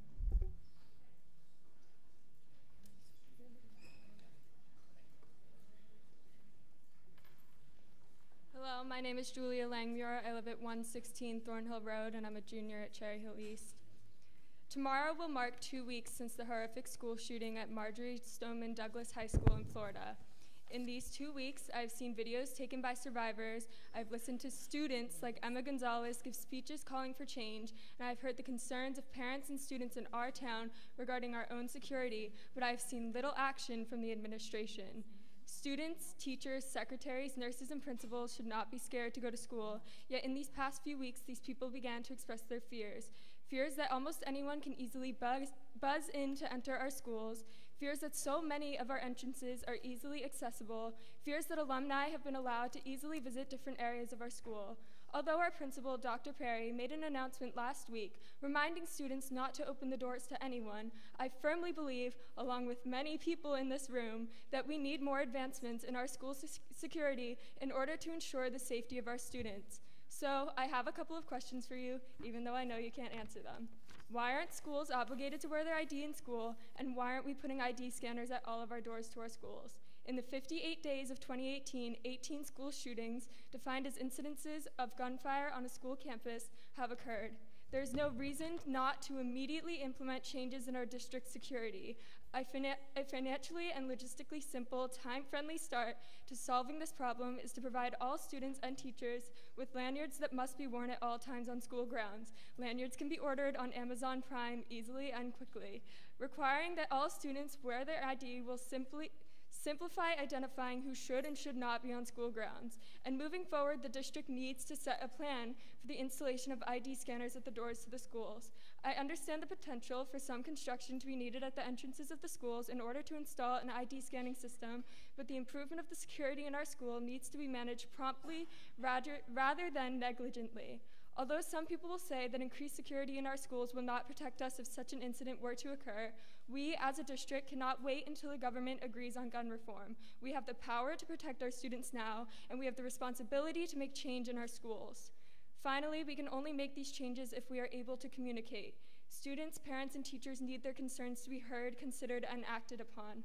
Ultimately, this should not be a battle between the students and the administration, and I speak to both when I say that we need cooperation on both sides in order for us to work together for the betterment of our schools and the safety of our community. No person, teacher, administrator, or student should ever feel unsafe entering a school, and the Cherry Hill Public School District needs to come together now for the sake of building a safe learning environment for every educator and every student at our schools. Thank you.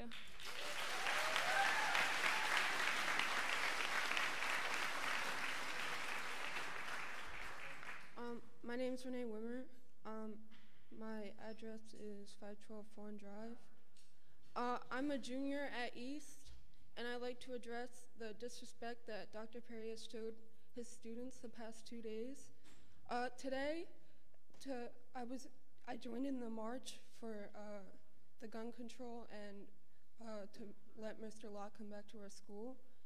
And the whole time we walked, Dr. Perry did not come out once until we started going back in. And towards the end of our march, he called the fire drill to try to get kids to go back inside. And then right when we got back inside, we all stormed into the auditorium for the meeting. And as other kids said, he did not answer any of our questions. He treated us with so much disrespect.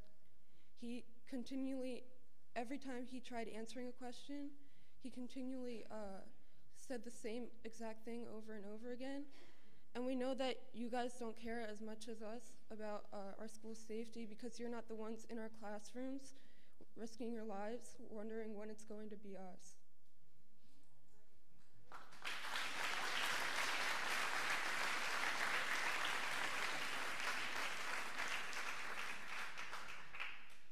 Good evening. I'm Mia Tiagarajan. I live on 126 Pearlcroft Road. I'm a sophomore at Cherry Hill East, and I believe that the school board needs to take a stance on gun control and adopt new policies to protect our schools. Currently, when teachers and students make references to guns in school, If reported, they must undergo a mental health evaluation before they can return to school. Even small children that make gun symbols on the playground are viewed as threats. Submitting innocent people for psychological evaluation will not protect students or teachers. It only reinforces the idea that conversations about tragedies like Parkland should be silenced. By silencing conversation about gun issues in our country, we fail to educate students about gun reform. By silencing conversation and pretending East is not vulnerable, just like any other school in America, we prevent students from discussing how we can make a change to prevent tragedies like Parkland. If anything, students and teachers should be encouraged to discuss gun issues in the classes to raise awareness, and security should be increased. When adults in power do not take a stance, it shows students that this level of gun violence is normal. This is not normal and needs to be addressed, so that the students and the teachers are not the ones to bear the consequences.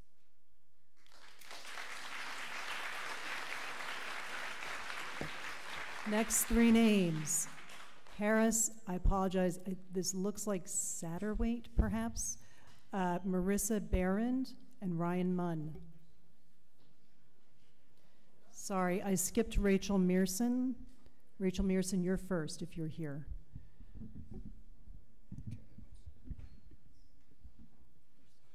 Okay, hello. So today I'm here to discuss, I'm Harris Satterwaite, live on 200 Drive, right by Cherry Hill East, and I'm here to discuss the safety or lack thereof in the schools. Now, I think it's ridiculous that anybody can come to school at any time and there's minimal security.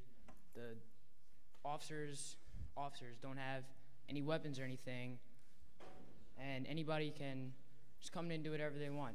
Now, the issue that we're here talking about is not all about the teacher. He was the face of the bigger picture. And we walked out today and protested. If you read any history book, that's how you make change. You go out and protest. And because we feel like our voices weren't being heard. And that was a way to make everyone hear us. Now, then Dr. Perry had a pointless meeting in the auditorium, deflecting everyone's questions. And we understand that you guys, you board, are more powerful than him. And we feel like we made our voices heard today by walking out. Now it's your job to listen and make a change in the schools. Thank you.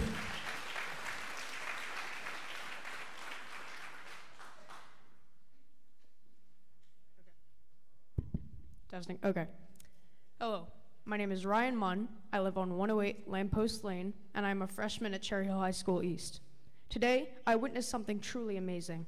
The entire school community came together in a way I've never observed in an unbelievable effort to protest the atrocities regarding our poor school security and our beloved Mr. Locke's suspension. However, I'm aware that because of some abstract law you've refused to explain to us, I cannot mention his name, so I have decided to focus on the security issue. After the walkout and an hour of negotiation, Dr. Perry agreed to meet us in the auditorium to voice our concerns. During the meeting, he articulated the fact that we are adults and that we need to act like such. But notice that adults in a free country like the United States have the right to speak freely and assemble in peace without being threatened with suspension or any other punishment.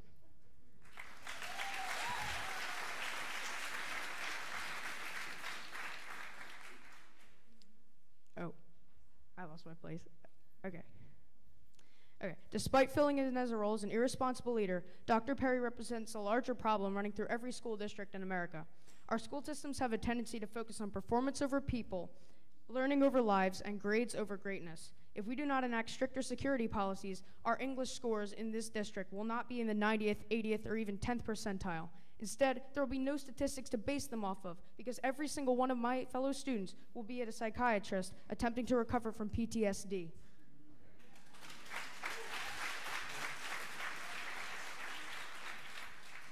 Today, the East community took an arguably extreme measures to have our voices heard. Whether Dr. Perry considers it as a peaceful or disruptive protest is not the question we have today. The real concern is how many walkouts or sit-ins will be required until you take action and treat us seriously like real adults. Thank you.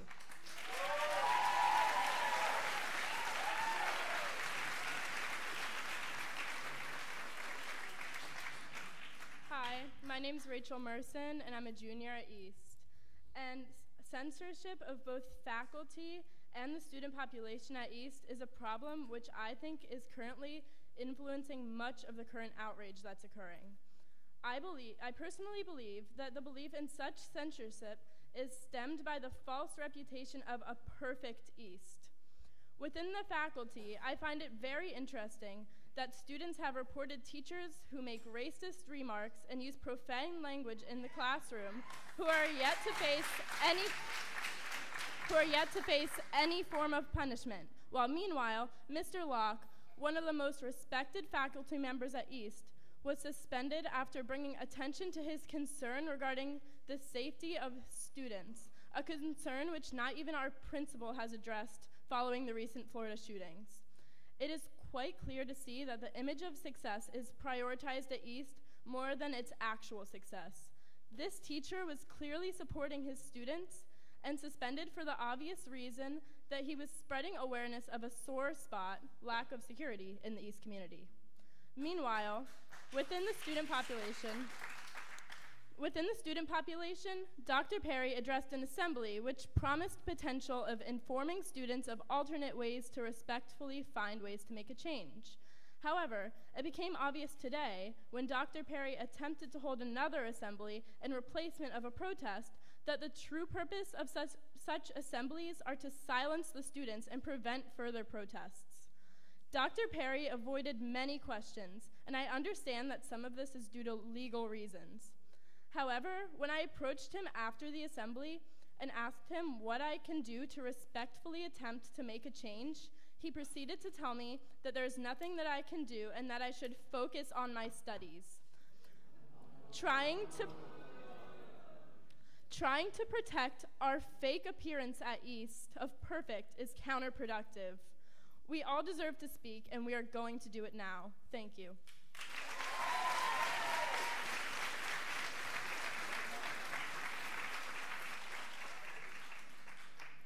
My name is Marisa Barron, and I'm a junior at East. A teacher who's highly respected voiced his concern for the welfare of his students this past week. Instead of praising him for his dedication, the administration of East treated him as one would a criminal. His bag was searched, which is kind of illegal, first of all. You would need a subpoena for that. A search warrant, whatever, same difference. But when students decided to exercise their right to respectfully protest, we were threatened by that same administration with disciplinary action. Dr. Perry has chosen to disrespect a well-respected teacher. Worse yet, he has chosen repeatedly to disrespect his students, choosing to believe that young people, some of whom will be eligible to vote this November, are incapable of the level of thought needed to know what is or is not in their best interest. It is wholly inappropriate to have an administrator who has been recorded in student video being disrespectful and dismissive to his students. It was caught on video yesterday when he was interrupting students when they were trying to ask him questions, and then when they tried to keep talking, he then said that if they couldn't be respectful to him, then they didn't deserve a voice, which is really, it was caught on video. We need the board to take immediate steps to reinstate Mr. Locke, and we believe that an apology from Dr. Perry to Mr. Locke for the gross overreaction would be appropriate. We need to take steps to ensure the safety and security of the students in the Cherry Hill Public Schools. You know, metal detectors, more security guards, but what we have right now is not enough, and everyone knows that. And what I see right now, literally, like, none of you have any expression on your face, which really, really gets to me. You're sitting there like you're dead. Literally like you're dead. Feeling safe at school requires that you trust the people who are responsible for your safety. We can't trust Dr. Perry because he has shown us total disrespect, first of all, and second of all, he spent the entire day Monday just totally lying to our face, telling us that no one at East had been suspended without pay or anything like that. Meanwhile, he deflected questions the first day, and at least he did that. But the second day, he didn't even answer questions at all. We would ask him stuff, and then he would just turn around and just go to someone else. And that's not okay, and it needs to change. Thank you.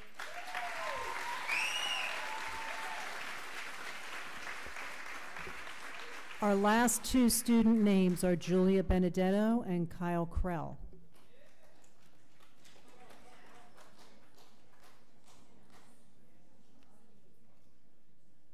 name is Julia Benedetto. I live at 2 Thackeray Lane.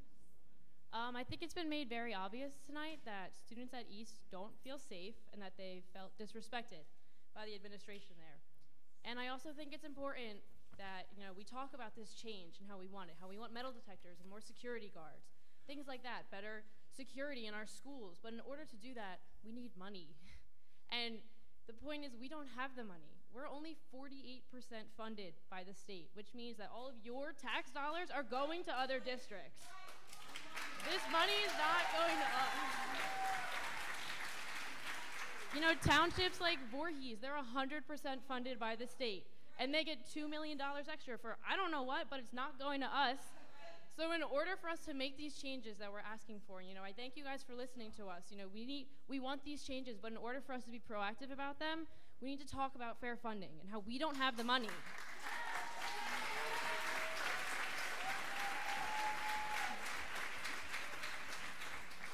So I ask you guys as residents of Cherry Hill to get on Facebook, sign the petition, come to board meetings, talk about fair funding.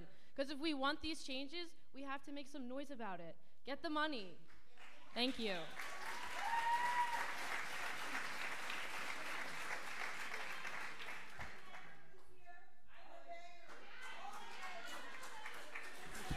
Ladies, you have to behave with the decorum of the meeting. You have to behave with the meeting. If you can't behave, you can't stay. Go ahead. Hello, my name is Kyle Krell. I live at 16 Manor House Court, Cherry Hill, New Jersey. I am a junior at Cherry Hill East. On Wednesday, February 14th, the Marjorie Stoneman Douglas High School shooting occurred, killing 17 people. This sent shockwaves throughout the country and all the way up into Cherry Hill, New Jersey. I do not think there's a single person in this room that can sit here and say that it did not affect them. The students, they were all terrified by what had happened. But there was one group of people that did not seem fazed by the incident. That was the Cherry Hill High School East administration. Following the incident, the school went on as if nothing had happened. There was no moment of silence until today when the group of students had to institute that themselves. There was nothing done by the administration, and that response was completely, utterly terrible. It was absolutely atrocious. It was despicable. And I cannot believe that I attend a school that prides itself on being such a high education school in the state, but they are incapable of acknowledging these world and national issues that are going on that are endangering the safety of their students. I believe it has been made abundantly clear that Mr. Locke should not have been fired. I agree with that, but I will not talk about that because this would not be an issue if the Cherry Hill High School East administration did something to address the Marjorie Stoneman Douglas High School shooting.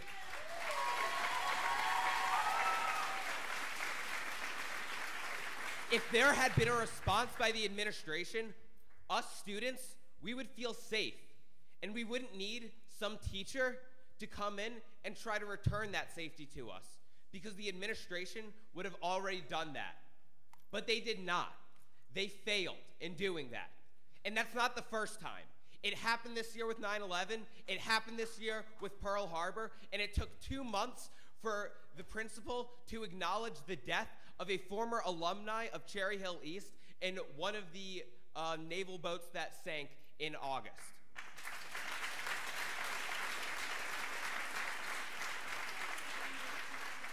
We can avoid this by simply acknowledging these events. That is all that I want. I want the school board and I want Dr. Malash, I want you guys to do something to improve the schools. And I think everybody has come up with great ideas, improving the security, but we need information. And I understand that we cannot gain information in the form of what is the status of Mr. Locke. However, we can gain information about what is going on throughout the country and throughout the world. And that is what we want, because that is how we will improve our safety and regain that security that every single student at Cherry Hill East and in the country should have. Thank you.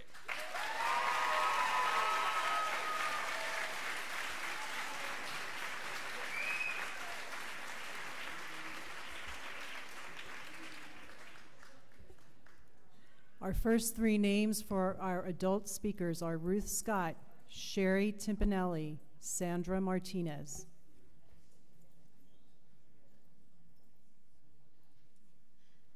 I'm Ruth Scott, but this is Tracy Hess, and I'm deferring my time to her.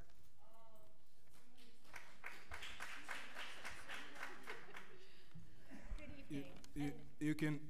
You can defer your time, but you can't speak for 6 minutes. If you want to speak, okay. Those kids, that's why you have open board meetings. Oh, it was really good what I said too. I'm sorry you missed it. I don't know how to do this. Take the mic out. Oh, okay. So those kids are why we have open board meetings. Good evening. My name is Tracy Hess. I've been a proud Cherry Hill school parent for the past 14 years. I have a Cherry Hill East grad, an East 11th grader, and a 6th grader at Rosa. I'm also a psychotherapist in private practice locally. Let me first say that I fully support securing our schools in the best way we possibly can with the limited resources we have available. However, I believe it's not possible for us to create an environment secure enough. As my law enforcement agent husband says, if somebody wants to get in bad enough, they're getting in. So what I want to add to this conversation, it has to do with our kids' mental health. Cherry Hill East has a climate of perfection that is so focused on academic achievement, test scores, grades, class rank, that it has created an environment, I believe, where kids are competing against each other as opposed to helping each other, and are pressured to the point where academic achievement is prioritized over mental health, physical health, peer and family relationships. They go to school sick. They don't sleep or eat well. They drink alcohol. They use cannabis. They cut class. They cut themselves. Many have suicidal thoughts. Some act on it. If they talk about that at school, they spend 4 hours at Kennedy waiting for a psychiatric care whose single purpose is to make sure they won't hurt themselves or anyone else that day. The lucky ones benefit from a stint at Princeton House. Many don't. I could go on about the problems, but I'd like to suggest some things we can do, and they're pretty inexpensive ideas. First, information gathering sessions, followed by a climate survey, anonymous, to ask students what they're concerned about at school. Grades, safety, getting beat up, getting shot, safe drinking water. Hear them. Second, create opportunities to address their identified needs. For the emotional needs, teach kids adaptive coping skills, mindfulness, self-care, how to communicate effectively, how to advocate for themselves. Have therapeutic groups and make it not horrifying for kids to attend these groups. Then, when a kid is identified, there's a structure in place to help them that does not solely consist of the Kennedy Psychiatric ER wait. 3, create peer counselors. Teach kids how to help other kids.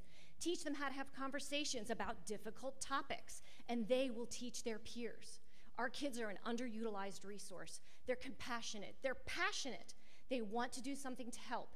Empower them. To sum up, number 1, yes to all the security we can get. It will never be enough.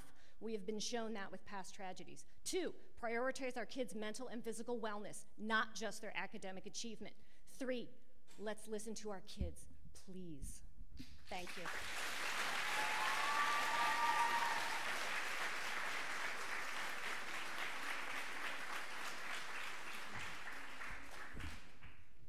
Hello, my name is Dr. Sherry Timpanelli. I'm a nurse practitioner, and I'm here to propose an idea. I think we've really established that we have a problem, and I'd like to relate this problem to medicine. As an NP, it's my nature to relate every problem to medicine, and this is not new. It's problem solving. So essentially, our problems are many.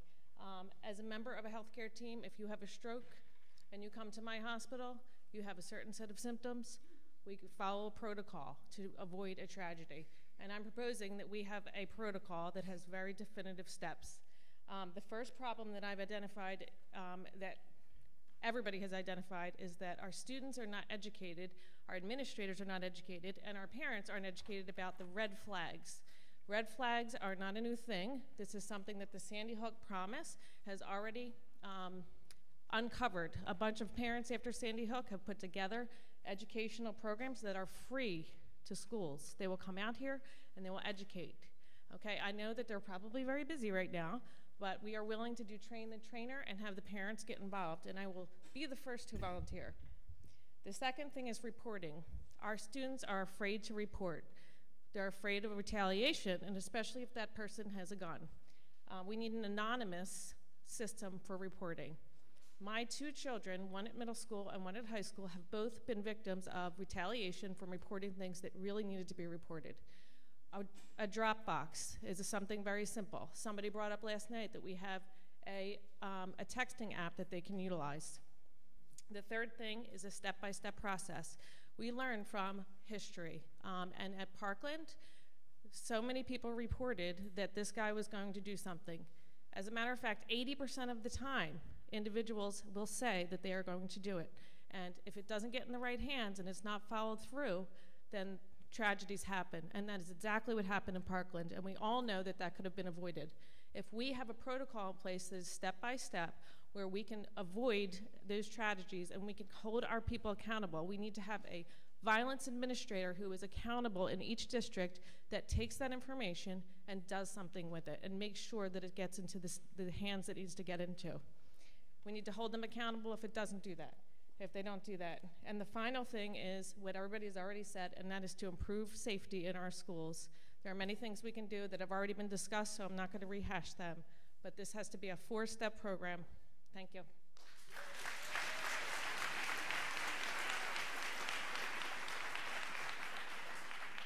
Good evening. My name is Sandra Martinez, 132 Centura, Cherry Hill, New Jersey. I've lived in the Woodcrest section of Cherry Hill since 2006.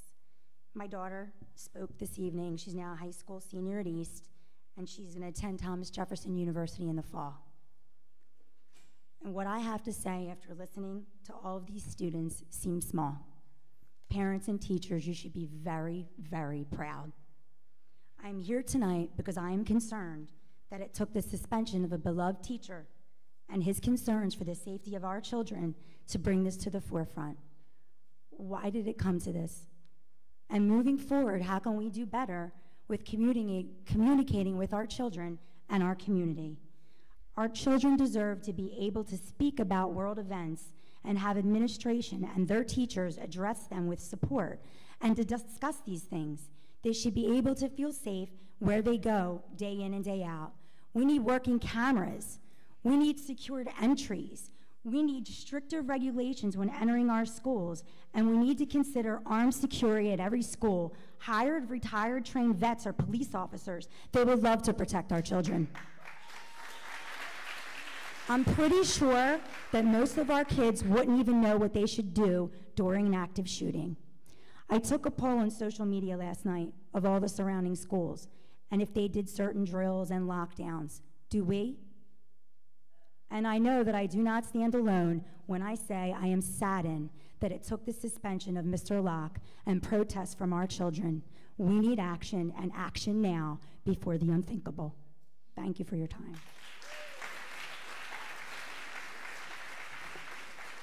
Next 3 speakers, Scott Seligman, Joseph Misuens, I'm not sure if that's right, Frank Gorman.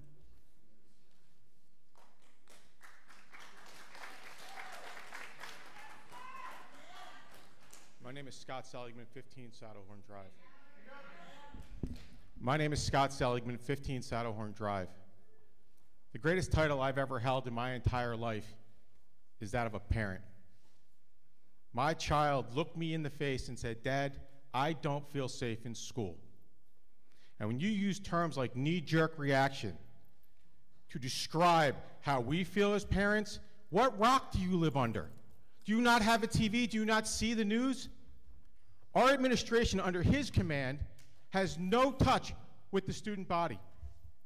They are ignorant to the fact that many of the kids at Cherry Hill East personally knew kids that are lying dead right now. They knew them personally. And you know what our response was? Nothing.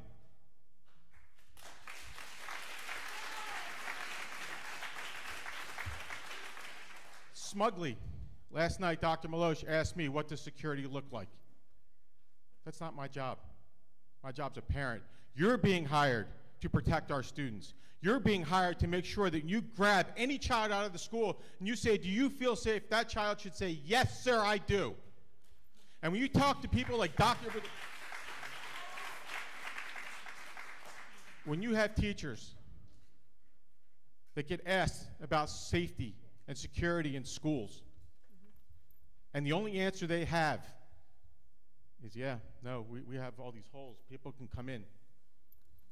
That's your fault. They should have an answer. They should say, this is what Cherry Hill is doing to protect you. This is what we are doing to make you safe, to make sure that you go home to your parents every single night. And you know what we got from you? We need to have some meetings. Sir, I am not going to protect my child with a meeting. There needs to be action. It needs to be immediate. It needs to be deliberate, and it needs to be sustainable.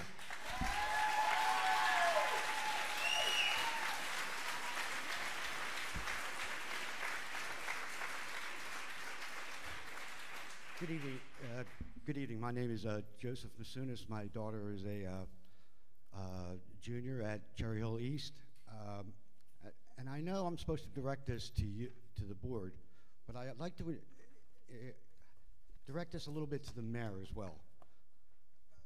There's a fright in our children that I don't think you understand. I'm proposing a challenge to you, to all of you, to leave your desks tomorrow, to get up and go to the 2 entrances at Cherry Hill East and welcome the most intelligent children in South Jersey when they go to school. Make them feel safe. Make them know that you care. I know you do. Mr. Mayor, I know you do. Please, when I heard my daughter tell me that, Dad, they did the wrong thing, they suspended Mr. Locke, the one person who really cared about them, who really stood up for them, who really loves them. I know you love them. I know you, all of you love them. Mr. Mayor, I know you love them as well. Get up. Leave your chairs. Go and talk to the kids tomorrow, please. Thank you for your time.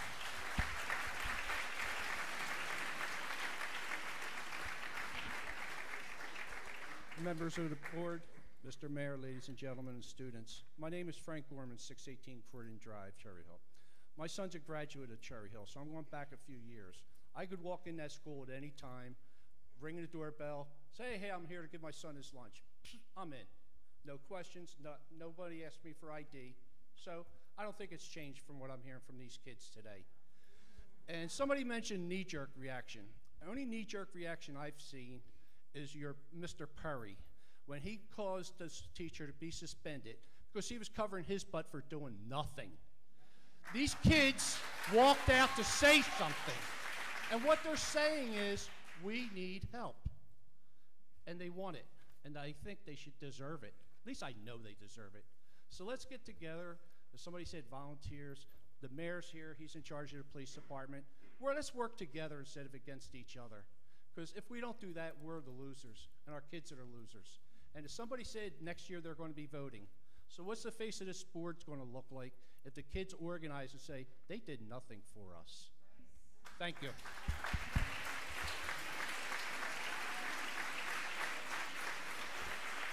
Next 3 names. Jenny Genove, I believe this is, Beth Becker, Adam Berger.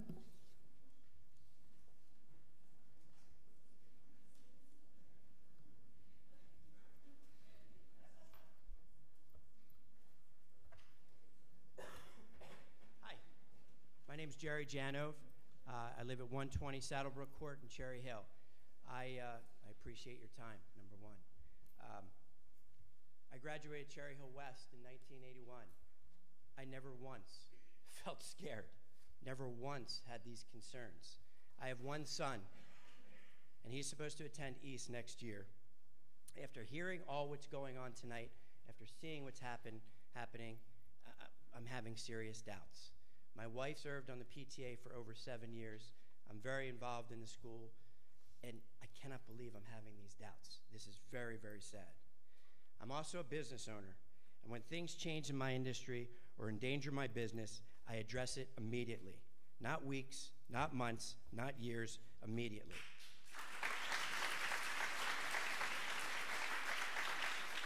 It's embarrassing, truly embarrassing, that you just sit there and listen and do not set up true action plans. It's ridiculous tonight that we have come here and we cannot have a back and forth dialogue. This is ridiculous that this is a one-way speech.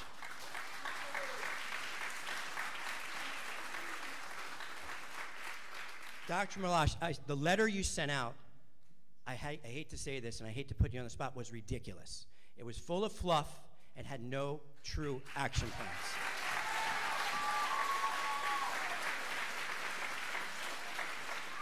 I called your office, spoke to Janet, left 3 messages, and I asked for a call back. I got none.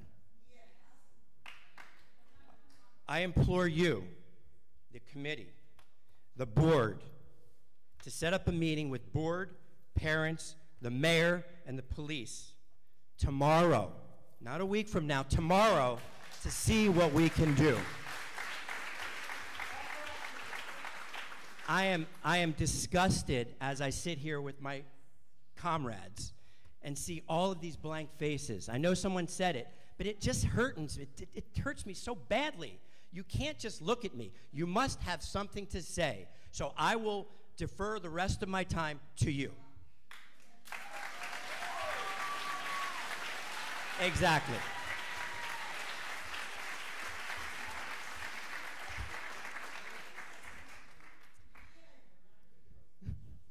Hi, my name is Beth Becker, 17 Dunbarton Road, and class of 95, Cherry Hill East. Had district leadership made compassionate statements after Parkland, and had schools had community discussions about Parkland on February 15th, we wouldn't be standing here. I don't understand how the district thought no discussion was necessary. This shows a troubling lack of foresight, of understanding of the needs of the students, and of what high school education is, especially in the light of colleges making it very clear that they want students who are knowledgeable and active.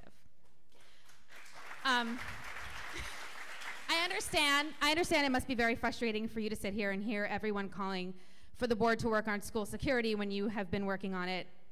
Even the mayor and the council weren't aware in their statement today of the board's vision to 2020. So I thank you for addressing security in the bond referendum. However, as I have expressed before at board meetings, the security measures proposed by the Vision 2020 are flashy and may make us feel better, but there have been no studies cited to prove that any of it will actually work or that it's best practices. We're paying millions to tear up schools to create vestibule holding areas and transactional windows, all to have a false sense of security. The board sat here, and not here in the other room, and floated the idea of hiring a public relations consultant to get positive publicity on the bond referendum so it would pass. It didn't happen. They weren't even really discussing it. It was just floated, okay? But you didn't discuss hiring a security consultant that I've heard of and I've been following. So if I missed it, I apologize, and please correct me. To actually assess the safety of our schools and recommend effective measurements and practices that would actually keep our children safe. Now, my dear friend Elizabeth Finch, class of 1996, asked me to read this. I learned to write at Cherry Hill East. I had tremendous teachers who taught me the hard and fast rules of grammar and punctuation, but more than anything, I learned by questioning teachers, questioning rules, and questioning authority. I did so safely and respectfully, and in turn, I was treated with respect. I was not belittled or controlled because of my age. I was not talked down to or disregarded because I wasn't an adult. I was listened to, I was heard, I was believed. Because I saw what was possible when young adults are allowed to question authority and speak truth to power, I now make a living as a writer. I make a living speaking truth to power. I get paid to question authority for national magazines. I get paid to craft stories on television that challenge the status quo and that ask us to look at the world differently and with more empathy. If I am successful, it's because I was taught as a student at East what it means to be responsible to my community and how important it is to fight for those who cannot fight for themselves. The fact that these students already know and understand and are willing to put that first is something that should be celebrated, rewarded, and respected, not punished.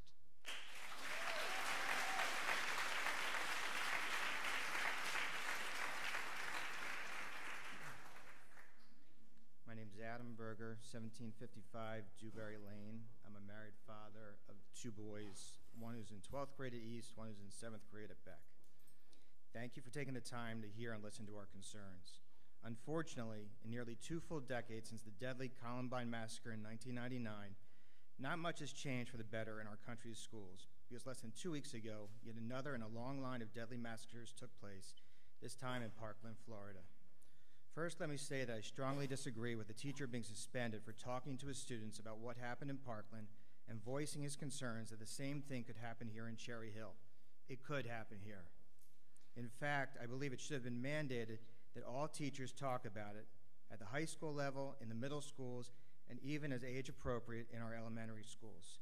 Do you really expect our kids to just bury their heads in the sand and pretend nothing just happened? Making guidance counselors available just isn't good enough. Kids shouldn't have to seek out help. They should be encouraged to talk about it with their peers in their classrooms, because that is where the threat looms each and every day. Well, one subject do you think they've been talking about amongst themselves more than anything else since Valentine's Day? Go on Snapchat, go on Instagram, go look at their text messages. Don't close your eyes to the problem. Be proactive, embrace it. This should be a teaching moment. And the students at East should not have been threatened by their principal, Dr. Perry, with suspensions or not being allowed to go on their senior class trip for protesting peacefully. They should be applauded for their civil disobedience. In fact, several local colleges have already applauded them for doing so.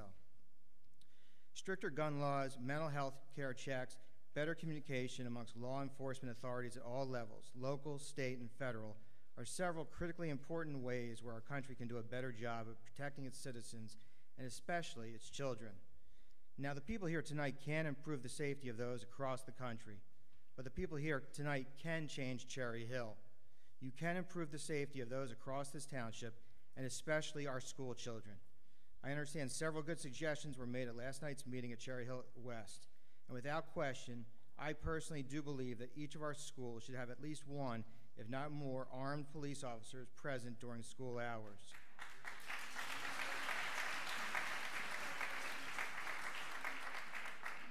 At last night's meeting, Superintendent Malash stated that he did not think metal detectors were necessary in our schools.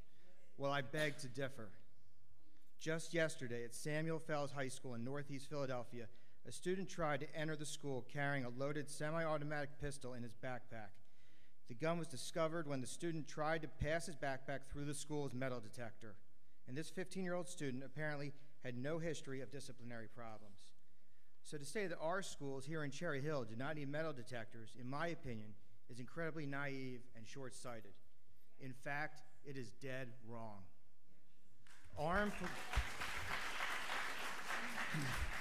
Mr. Becker, I have to stop you there. Give me 30 seconds. It's not the Academy Awards. I have to stop you there. I have to be fair to everybody else. I waited 12 years to speak. 30 seconds. I have to stop you there. No, I'm going to finish. Armed police officers. You're chewing into everybody else's time. Everybody you have 3 minutes to speak. No, you had 3 minutes to speak. Your time is up. Your time is up. Your time is up.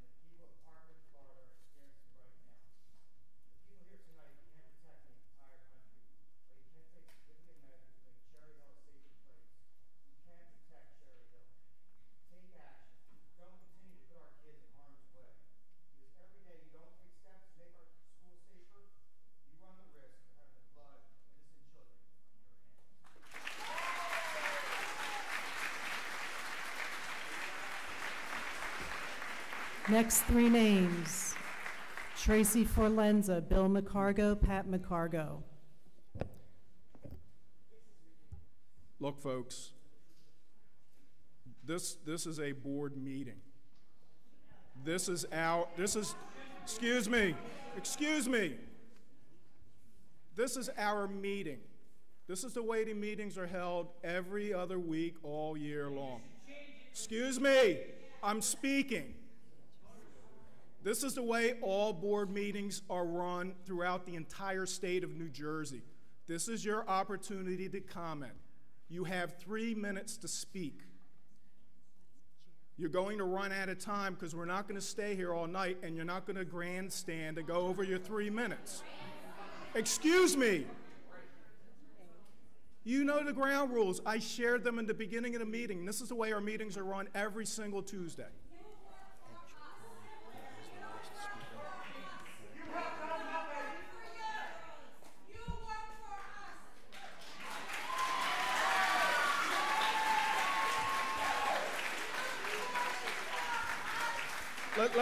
Let me make a comment there.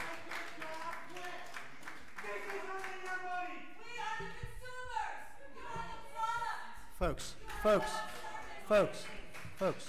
again, as we discussed,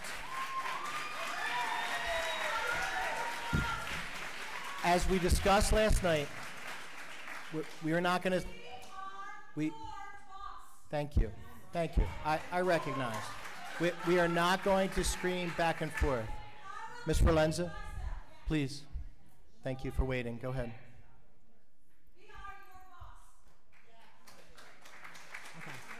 Last night, I was at the meeting, the Superintendent Coffee House. Thank you for coming. What I took back from that is this: cries for change from our kids, from the parents, and from the community.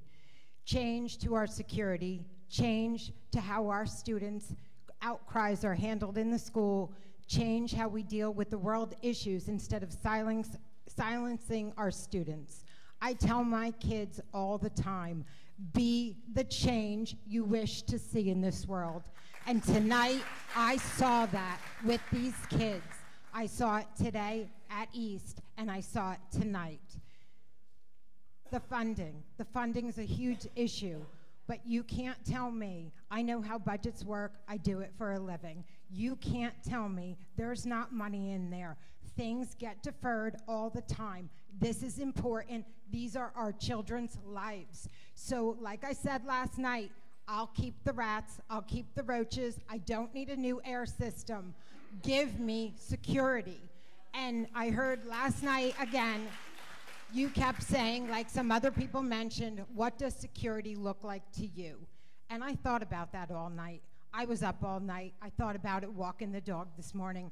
And you know what? I don't know what it looks like, but it doesn't look like what we have.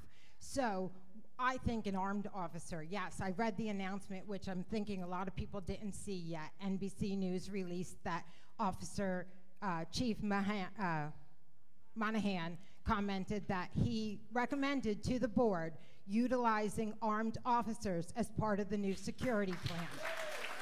I 100% agree with him. However, when I told this to my friend who's a teacher in another district, she said that's only half the problem, because the problem is the guns getting into the school. So like another gentleman said, you need a gun detector, a metal detector at the entrance to stop the actual gun.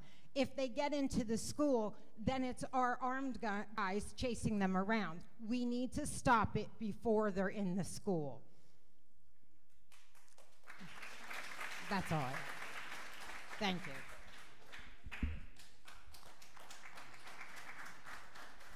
I'm Pat McCargo, 991 Kingston Drive, graduate of Cherry Hill West, 1965. I want to yield my time to the mayor to give the mayor a chance to speak. But what I will say to you, and what I would like to say to this audience, you all know me. I've been here on many occasions about various issues, and I will say to the members of this audience, those aren't blank faces. They are faces of concerned parents who have also had children in this district who are taking your concerns down and to heart. I see them furiously writing notes. You better believe that they're listening. Give them the opportunity.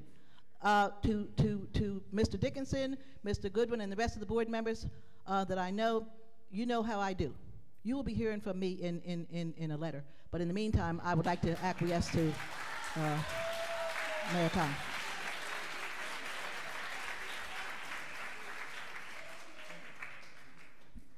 Thank you, Pat, and I appreciate it, and I'll be brief because I know my time is ticking. So thank you, board, for allowing me to address you, and I know this issue is extremely important to all of us as parents, as residents of this town. I think last night, the council and I were very strong in our opinion about how we think that this should be handled. I know we have a meeting Friday morning where we are going to be talking about this very topic in very in-depth and very important terms. We came forward today with a statement that we thought that it is time for action. It is time for something for all of us to do, and we need to do this as a partnership. And that's what this town has been about. It has been a partnership since I have been mayor, and we are in this together. So I want the parents, the residents, the board to know, council and I support the things that we are about to undertake together. And all of us as parents should understand that. It's not about money.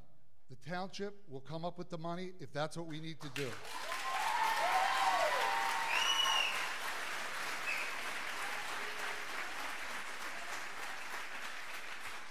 But we also know that a study needs to be done. This is a two-prong approach. Our chief did say that he thinks the school officers need to be armed. The school officers have the opportunity to be armed.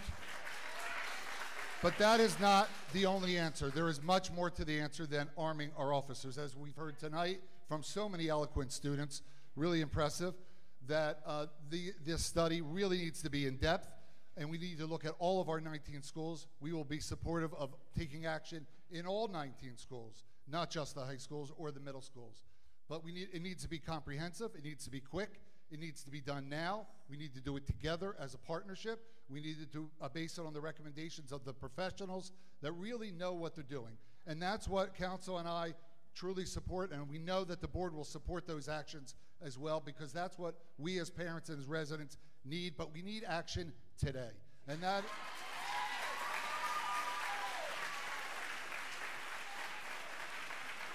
And that is why we were calling for our campus police to be armed as a first step. And so to make our students feel safer, and I think they do deserve that. So you will hear more from me, and I'm sure you'll hear more from the superintendent, the Board of Ed in the next couple of days. I promise you that you will hear a lot more about the actions that we are about to take. This is not an easy subject. I support all of what you are doing, and I appreciate all of you coming out. The reason council and I came out tonight were to hear your voices, and we have heard them loud and clear, and I think the board has heard them as well, and I appreciate all you and appreciate the extra time.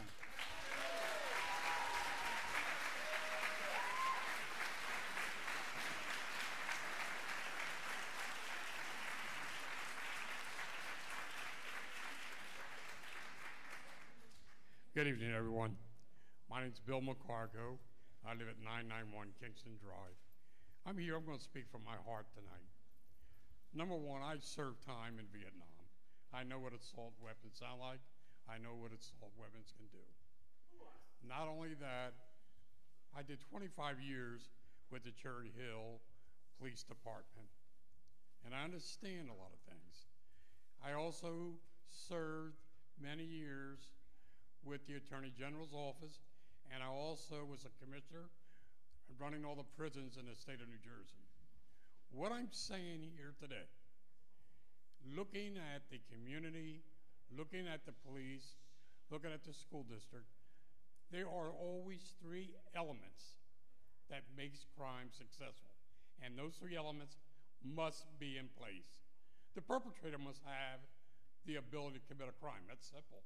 He's nuts, he's got a weapon. He has a desire, whether it's going to shoot in the church, the school building, or community. The third thing that makes him successful is the opportunity. That is what we have to concentrate on, removing the opportunity to make it difficult for that perpetrator to succeed. All crime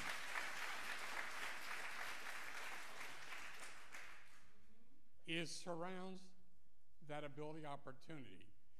And in other words, what you're saying, the crime risk management approach is understanding what the problem is and doing an initiative to put obstacles into place that can only be done through the cooperation of the community, the police, the school, everybody surrounding arms together to make it successful. I'm going to give my time to try to help that be done, and it can be done. Thank you.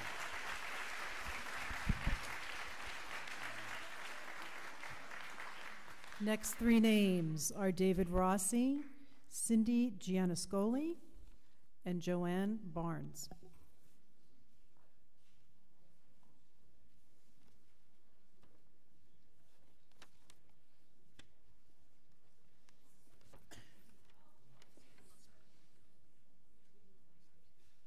My name is David Rossi. I live at 102 Roanoke Road. I will willingly admit this is my first board meeting. And as shameful as that is, there should be an awful lot of shame sitting at that table. I yield the rest of my time to this young lady because she has something important to say.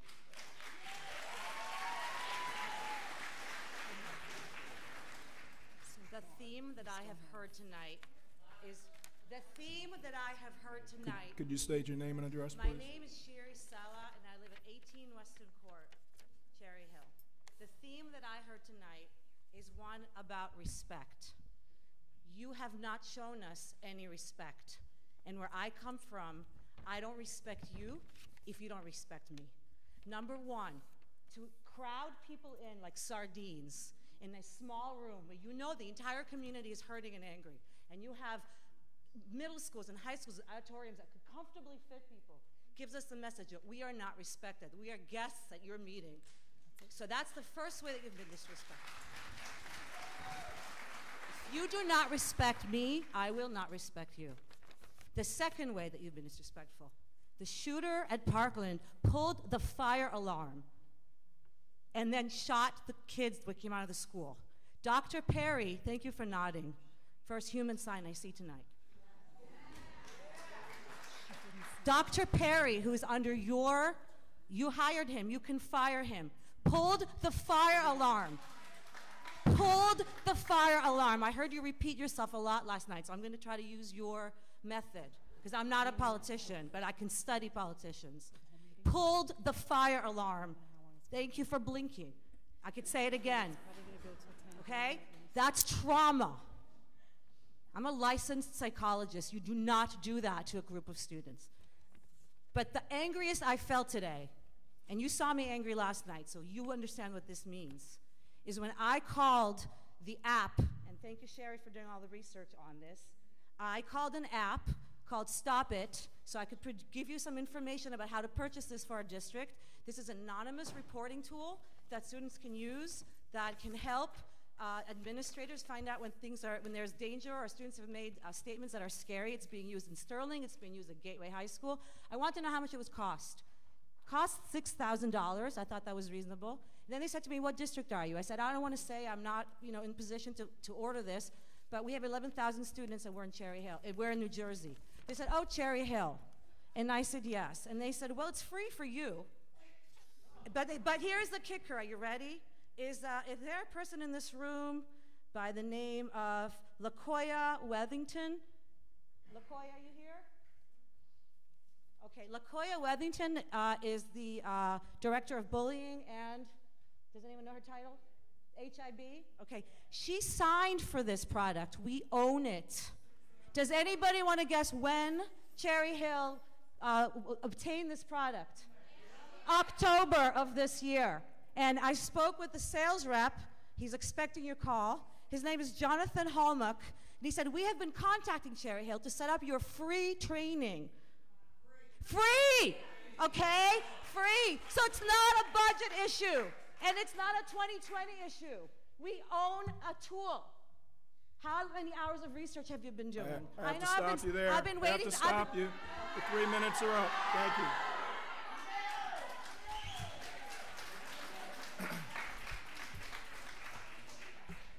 Okay, give me a second.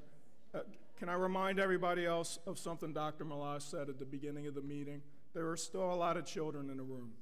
You're modeling behavior. Please be civil.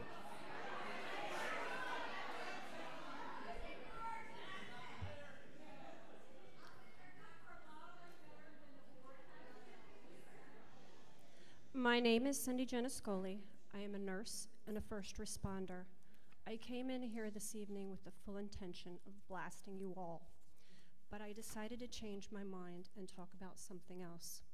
At this point in time, I would like to know if there are any small children in the room. Is there anyone with a weak stomach in the room? Okay, good. So, as a first responder, I would like to tell you what I have to deal with, and this isn't about me. This is about what I see, and I would like for you to see through my eyes for just a few moments. We get a call, 911, mass shooting at a high school. We get in our ambulances, we race to the scene. We walk into the high school with our medic bag, which is containing medical equipment and medical supplies. I'm going to tell you right now, there's not enough in my bag that's going to save what I see when I walk into that school. I walk in, I see dead children with body parts all over the walls, all over the floors, brain matter, all over the walls, all over the floors. I see children screaming and crying that their best friend is dead, their best friend has been shot, their sister, their teacher, their principal, okay? That's what I walk into. I'm gonna tell you right now, when I walk out, I'm going to tell you, I'm sorry. There was nothing I could do for your child. They are dead. Did I mention their brain was splattered all over the walls? Because there's just not enough finance to put security in our high schools. I didn't know that there was a price on a life, especially not a child's. Thank you.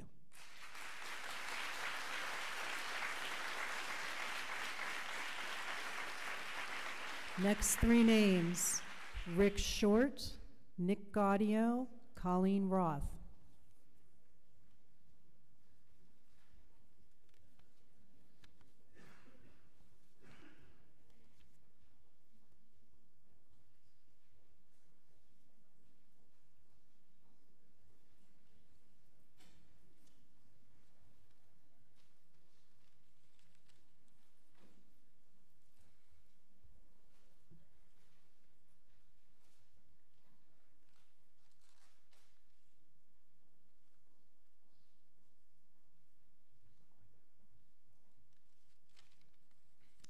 Good evening. My name is Rick Short. I live at 1002 Chelton Parkway.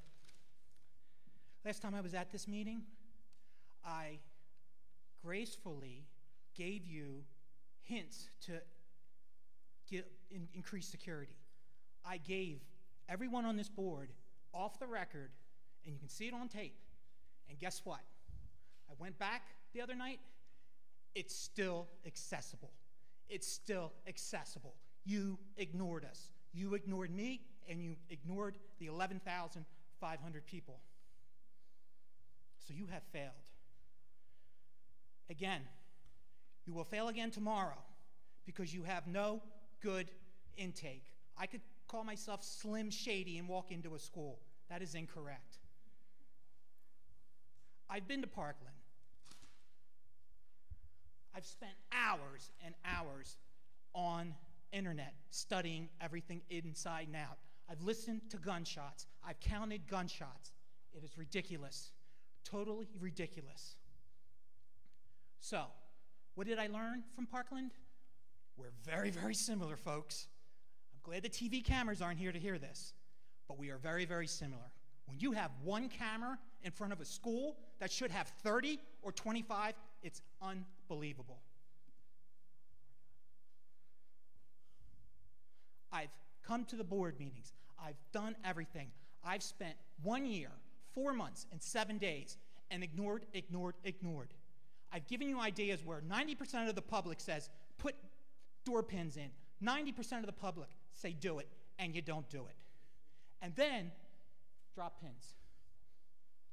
Then, the topper of them all, the deadly 8-ball. Everyone in this room, what happened in Parkland?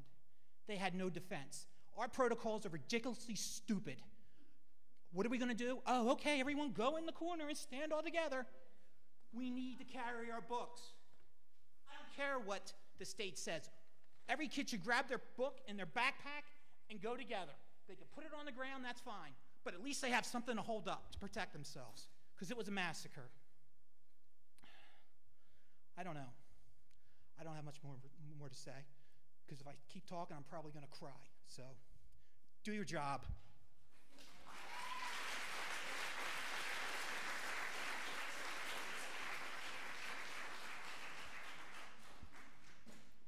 Hello, I'm Colleen Roth. I live at 22 Partridge Lane. Thank you for giving me the opportunity to speak and for serving on the board. I know you are volunteers. The thing is, we have already had this conversation. So I was the PTA president at Sharp 5 years ago when the tragedy at Sandy Hook took place. And as president, I was at a meeting for the zone PTA. And at that meeting, Dr. Chapman was addressing our concerns for the lack of security 5 years ago. We were told that the district was looking into various security measures. We were told that you were already consulting with a handful of security firms to find out the best solution. So Dr. Dickerson, I also take exception to your opening remarks that our demands for action is most certainly not knee-jerk. It's 5 years. The district has had more than enough time. The security at our school is little more than a doorbell, a desk, and manned by a non-security personnel. Regularly, people have been granted access, stating nothing more than their name and carrying a lunch bag, and then they hold the door open for the person behind them as a matter of courtesy. Since Columbine, there have been 400 incidents that have been labeled as school shootings. What separates us from them? Nothing but luck. We have been getting by on thoughts and prayers. And this community believes that someday our luck may run out. It's time.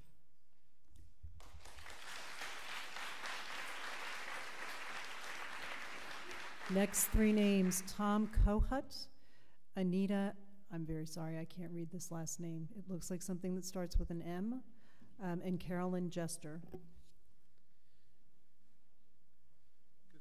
Good evening, I'm Tom Kohut. I live on Fireside Lane. 6 years ago, I moved to this town. At the time, I met with Dr. Obriza at Cherry Hill East. Spent over an hour and a half in his office learning about Cherry Hill. He treated me with respect.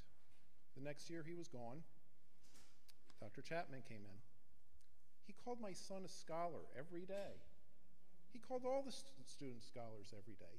He got made fun of for calling them scholars, but he treated them with respect. We laughed with him, we laughed at him. It was great. Leadership starts at the top. We have seen last night that you're clueless about what goes on in the schools. You expressed surprise that people can just walk in to a school with no more than ringing the doorbell. I walked into Cherry Hill East last Friday to pick up my kid who knew somebody at Parkland, and he was upset. He couldn't get through the day. So I picked him up. But when I walked in, the receptionist said, "I'm sorry, I didn't catch your name. Why are you here?" I was already in the building. There was nobody in the lobby. I had just seen the security guard with his back to me walking behind a principal. If I was a nut, I could have killed them all. It's crazy. We now have safety programs we're talking about. They won't work without leadership. You haven't led. The principal hasn't led. He's lost control, just like a baseball manager. When he loses control of the team, he gets fired. I respectfully ask that if the board, that if the principal and the superintendent don't turn in their resignation by tomorrow morning at 9 a.m., you all take action, get rid of them. Your parents I don't believe you're full-time and getting paid a lot of money to do this. You're here because you're good people and you care about your kids and our kids, who I assume are in the district. Even the people I'm asking to be replaced and resign, they're probably good people. I am sure Dr. Malosh loves his kids and loves our kids, but he's not a competent leader. Dr. Perry is not a competent leader.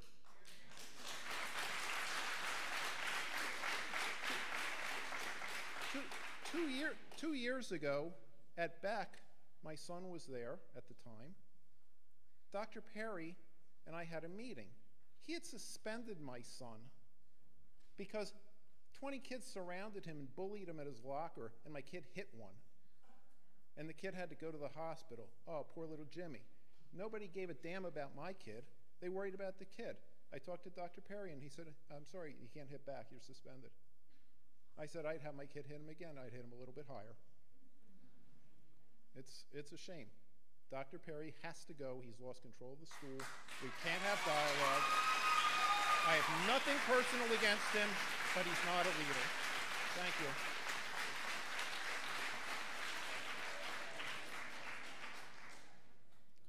Hi, I'm Rita McClellan, 22 Carolina Avenue. Came here to congratulate you guys. You always wanted to have the district known throughout the states and throughout the whole United States. You did it. Great job. Now the whole United States knows that we are the school district that is not safe. And why is that? Because we have a leader who did not lead. Dr. Perry did not lead. Dr. Malosh, I told you that last night. And I told you last night he should not be with these kids, and that he should have not, you should have come today and talked to these kids and had that assembly with them. And look what happened. You had another walkout. These kids warned you last night that they were going to have a walkout, and it happened again. And now the whole world knows. You should be ashamed of yourselves, all of you, because you appointed him and you appointed Dr. Perry, and you should all be hanging your heads in shame.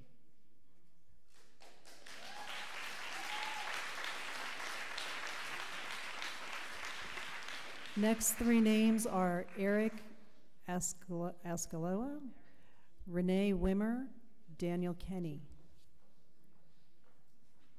My name's Carolyn Jester. A mom of a kid at West and an alumni. There are things that, first of all, I want to start off by saying that for you to say knee-jerk reaction when Columbine was 20 years ago is so asinine and ridiculous. That's the first thing. The second thing is, in terms of knee-jerk, to remove a teacher within minutes of him making some kind of a comment, I consider knee-jerk. So I don't know, you know. Okay. The third thing is, there are things that you can do tomorrow for $0 that should be done. The procedures that are already in place are not being followed. Today, in light of national coverage with helicopters flying over the buildings, I was able to go into Cherry Hill West by just saying, I'm here because of my son. Walk in the building, no one checked my ID. I could have signed the book Minnie Mouse, and nobody looked at it. And then they say, go to the office, in which case I've now got complete access to the building and students walking around. I could easily take somebody hostage. I can cut through the auditorium and get into the classrooms. I could go anywhere I wanted. I'm in the building. I'm walking around. It's ridiculous, absolutely ridiculous. By the way, 3 people are trying to follow me in, where I'm trying to tell them, please, I'm sorry, just get buzzed. There's people carrying lunches by the bagfuls for the DECA kids today. I'm here with lunch. I'm here with lunch. Why do they have access to the building? I get you want to bring lunch. There already is a vestibule. You don't need a bond to spend $40 billion, all right? There's already a vestibule. Okay, you got your kids' lunch? Buzz in, put it down, and walk out. And then once that person's back out, somebody from the building can go in and get the lunch and give it to the kid. $0 tomorrow morning. And all those people are out of the building.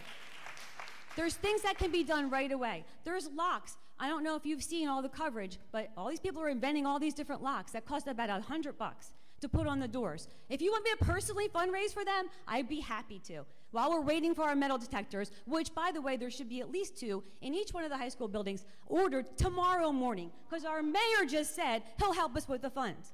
So.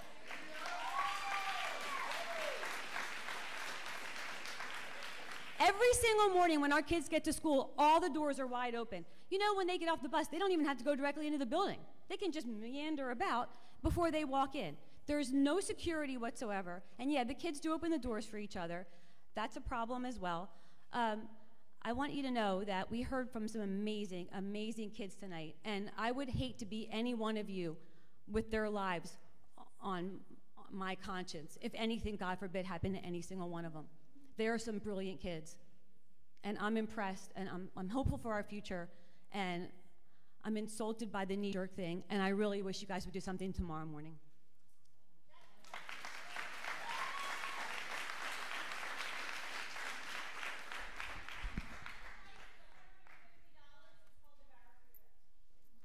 Hello, my name is Eric Ascalon. I'm at 1009 Owl Place in Cherry Hill. And if you forgive me, I'm going to address this side of the room because, with all due respect, this is the side that's going to make the change. You have to address the board. This is a board meeting. I'll address the board sideways. Okay, will that make you happy? Forgive me if I'm a little emotional. I've been speaking to Mr. Locke regularly over the past few days.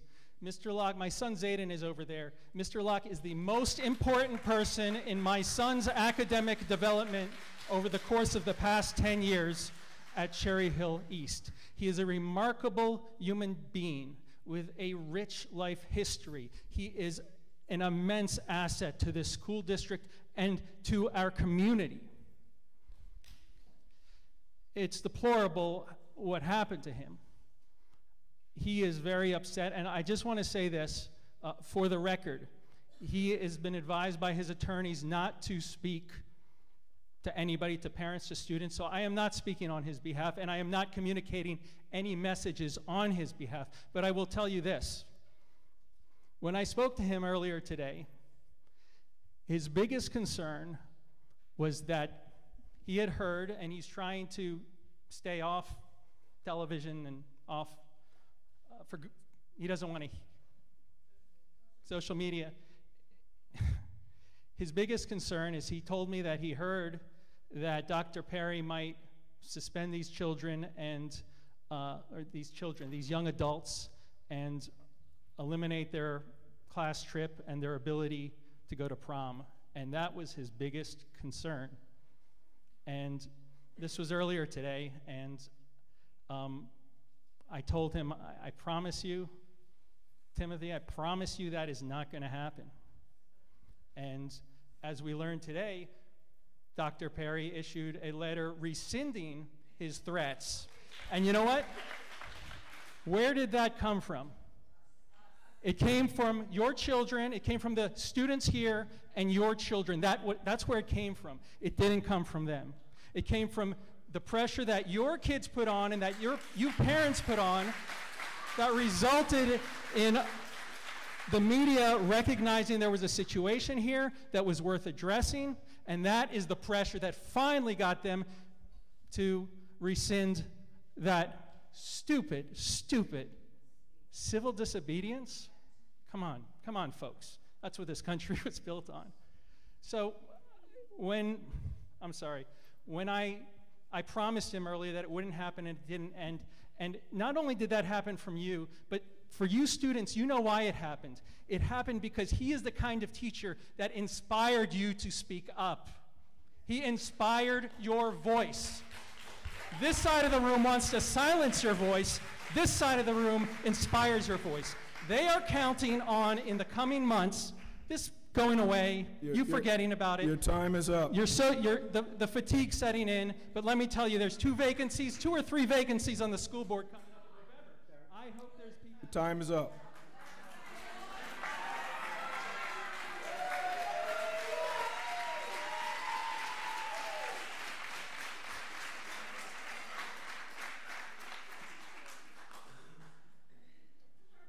Hello, my name.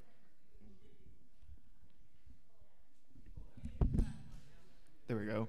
I'm sorry. Hello, my name is Daniel Kenny. I'm from 9 Cobblestone Road from Cherry Hill.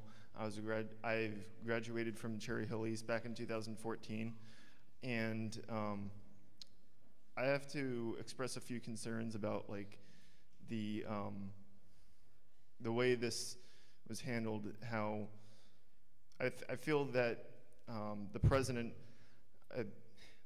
principal of Cherry Hill East suspending that teacher was not an isolated incident, but it's part of a larger outrage culture of silencing dissent and opinions that are discomforting. And it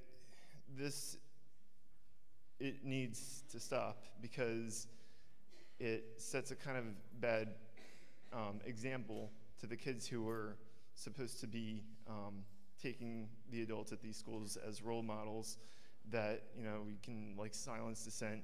I mean, just take a look at the students on college campuses. Take a look at what happened at the University of Berkeley, where you had riots just because a few unpopular speakers like Milo Yiannopoulos and Ben Shapiro wanted to speak at the campus. There were riots, cars were set on fire, and I think that this is not, that is a toxic kind of way of dealing with it, instead of just allowing these people to be given a platform and speak. And if they make fools of themselves, just give them enough rope to hang themselves with, and whether or not their words are any good will speak for themselves. As for the solution to how to deal with preventing a future school shooting, I think things like arming police officers that have been deemed to be mentally competent and emotionally competent for the job. I think that the way mental evaluations are done, I think maybe shouldn't be as draconian as taking teachers without a search warrant, and just because what Locke said that wouldn't have actually been considered obscenity under the Miller test. And if we need funding, why don't we just put pressure on Governor Murphy to make sure that South Jersey schools are just as funded as North Jersey schools, because in the past, like, North Jersey schools got all the funding they needed.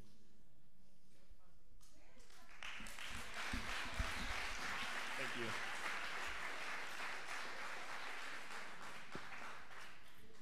Next 3 names: Jennifer Heimal, Jill Gutman, Andrew Barrand.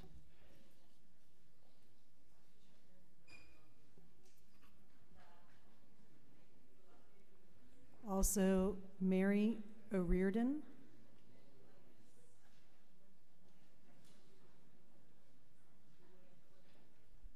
I don't know if I was the next one in order or not, but it's okay. All right.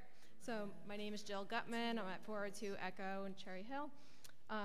First, I would like to just start by reminding Mr. Dickinson that I think when you're addressing everybody here, the tone of voice is probably important to keep everybody calm and responsive to you and the rest of the board members. Just like all of us, to try to keep our voices calm so that way you can hear what we're saying even though we're very upset. So I'd like to start with something totally off topic, and that is actually the summer enrichment program through STEP and SAC is not being offered on Fridays this year, which is really unfair to working parents who rely on that program year after year to have a safe place to put their children, so that way they are not neglecting them and not being in an area that's cost prohibitive. It really leaves them with no choices that are safe and affordable when the district is not doing that. So that really needs to be changed, and that needs to be changed immediately because people need to make summer plans now. The next issue is the state funding issue. I know that everybody wants to just keep calling our representatives. Our representatives know, they support us, they want the funding as well. There is an attorney that sits on the school board, and as a fellow attorney, I'll tell you how it's going to get done. You have a firm, I'm sure in retainer, file a lawsuit. The court is how things are going to get done for fair funding, because all these other districts have gotten their money and we haven't. That is what the court is for. The next thing is talking about, obviously, what we're all here for tonight. So first, it's not really a knee-jerk reaction of why everybody's here. My sister went to school with the Columbine kids, so this is something that I have dealt with for the last 20 years personally with the shootings. There's been 18 shootings this year. All of us are sensitive about it, but we need to be talking about things. Current events was something that we spoke about when I was growing up in school. I don't see why that's something maybe that's not being done right now. There also seems to be a lack of communication for the district at large between the parents, the students, the board, the administration, the teachers. There should be some kind of statement that's given to all of us about how to address these things with our children. I have an 8-year-old and a 5-year-old. It's really difficult to talk to an 8-year-old about school safety when I'm not a therapist. I don't know what the appropriate language is to use. I happen to be a child advocate, so I have a little bit of trauma education to fall back on, which is a lot more than most people do. There should be documents that are given to every parent in this district about how to talk to our children about lockdown drills and what to do. I'm equally concerned that as an elementary school parent, my child is more of a sitting duck than the high schoolers. I'm happy that the high schoolers are here and expressing themselves, but what are the kindergartners gonna do? What are the second graders gonna do? What are the third graders gonna do when there is a grown adult with an armed weapon? There is no place safe to hide in the classroom. The children don't fully understand being quiet. I don't know if any of you sitting up here have been in a lockdown drill. I have. That is not something that I grew up with. I had only grown up with a fire drill. Sitting in a lockdown drill at an elementary school is probably one of the scariest things that I had experienced as an adult, because it was really frightening not knowing what was going on, and it was a drill. These kids, this is their everyday life of what they have to live with. 2 times a month they have these drills, but we as parents didn't live through that. We don't know what it's like. Oh, I'm running out of time. Okay. Let's see. Oh, the one thing that I would like the district to do is just evaluate the lighting. I have time and time again asked about the lighting over at Woodcrest. It is an extremely dark school. There's a lot of trees around. I'm sure there's other schools in the area that have that problem. And another thing is there could be a mental health screening for all students for a yearly permission slip. Just like we're given social media permission slips, send out a mental health screening permission slips to every parent in the district. They can sign off and there can be screenings. I'm sure that the guidance counselors wouldn't mind doing the screenings. They can take their time going through it. They don't have to do it all within the first week, but maybe within the first 2 months of school, they can call the kids down. There could be a simple checklist for them to go off of. I would also like there to be teaching of for 9/11 in Parkland. Your time's up. Thank you. Thank you.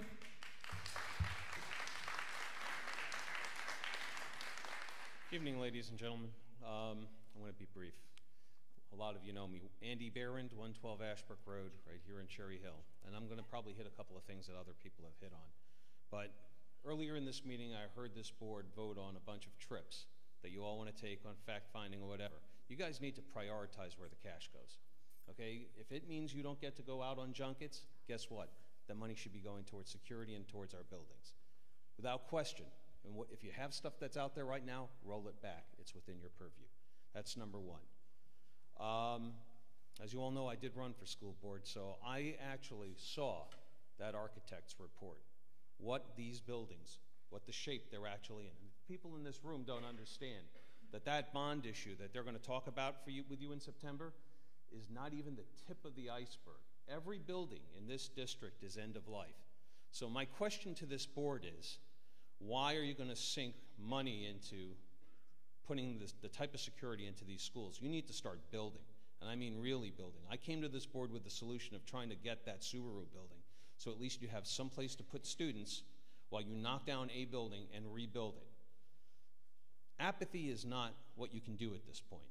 You need to have armed security guards, whether they're police officers, trained security. I mean, there's a great veteran force out there that's looking for work. These buildings are unsafe in multiple ways, and not just from active shooters, okay? And we all know it. I mean, they're naming the mice in Cherry Hill East. The complete disregard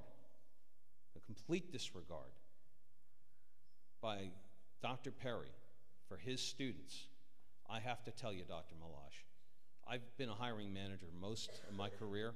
He would not be working for me anymore, okay? It is absolutely unacceptable how these students have been treated specifically over the last 48 hours.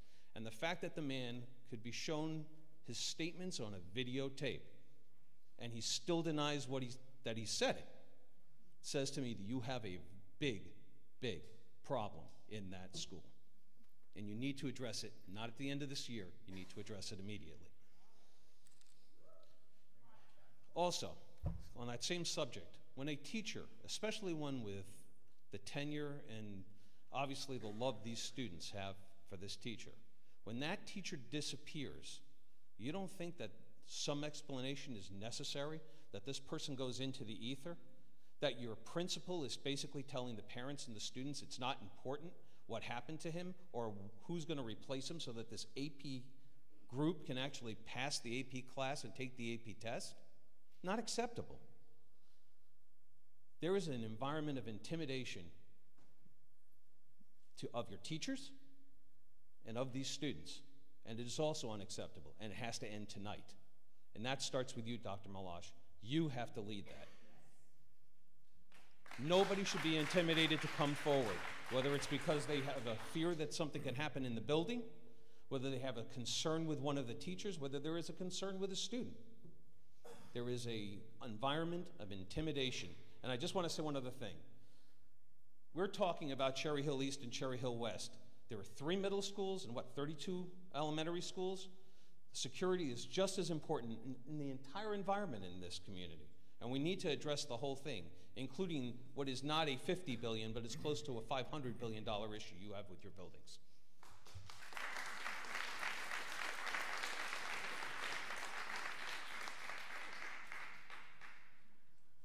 Hi, my name is Mary O'Riordan. I live at 8 Oakley Court. My son is a student in Mr. Locke's class, and he would be here except he's on a field trip tonight, and he is so upset about what happened. He was in Mr. Locke's class when they talked about security. At the beginning of the year, Mr. Locke told the students, this is an AP history class.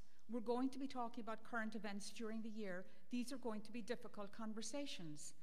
My son said he talked about it, and at the end of class, my son felt that he was reassuring and he was supportive of the students. And he walked out of that class not thinking there was any issue. And then they saw the tweet about an AP teacher needed, and he was devastated. He's even been writing to the New York Times to try and get attention to this problem. And I think the kids are so angry, and this has been building for months. And Dr. Perry, I mean, they saw what happened in Parkland. They saw that nothing was acknowledged for 9/11. This anger has been building. Mr. Locke was just the fuse, and he inadvertently lit that fuse. I mean, they wanted to speak about Parkland.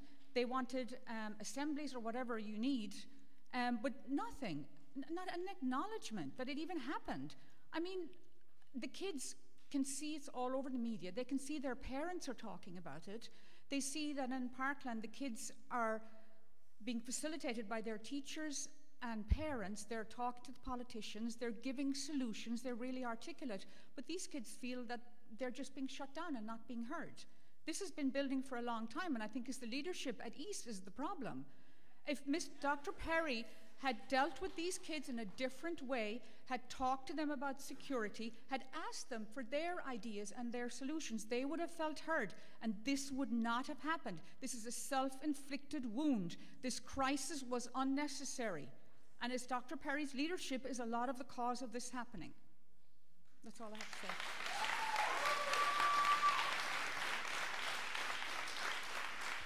Our final three names are Pat Rossell, Jerry Myers, Ben Ovadia.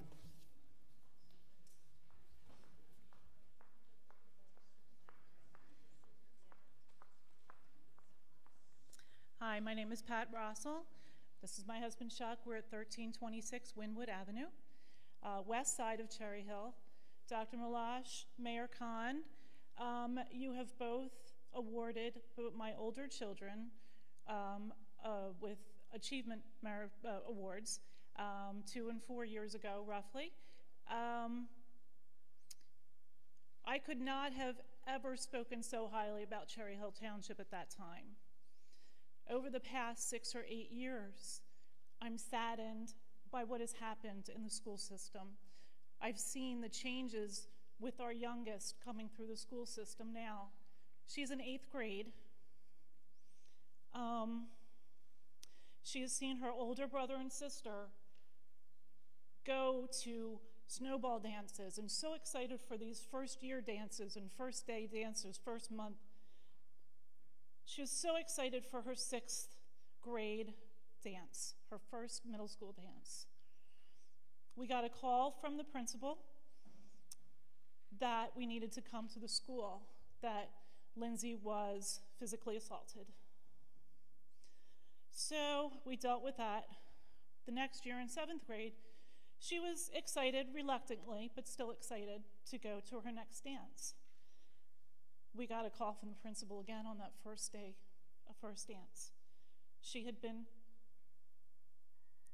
to say verbally assaulted is an understatement. So much so, the child that had said something to her was suspended for 5 days, and we could have pressed charges, it was that bad. We decided to just, stay the course. Now, we know, are obviously very aware of what's happened at East. There was an issue at Carusi today. Lindsay's scared to go back to school. Supposedly it's rumor. I don't know. I don't know what to say. The principal there said, oh, it's a rumor. Don't get hold of your parents.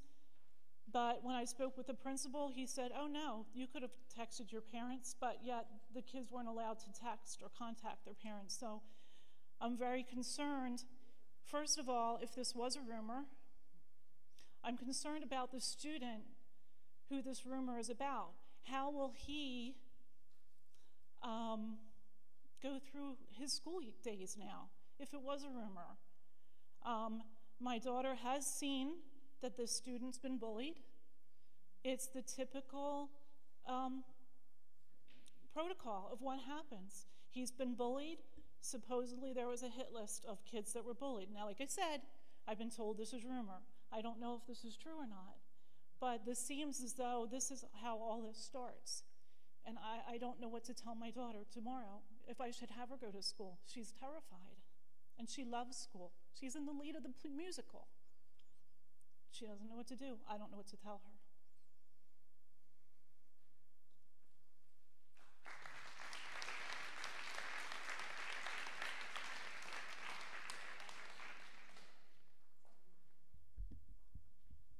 My name is Jeff Myers. I live at 5 Candlewick Way in Old Orchard. Mr. Mayor, thank you for being here and for staying, and to all of you for staying all night. My wife and I chose to live in Cherry Hill before we had kids because of the community, but mostly because of the school system. And I was proud, and I've been proud for a long time to say that, oh, my kids go to Cherry Hill schools. And now I'm a little embarrassed, and I hope all of you are too.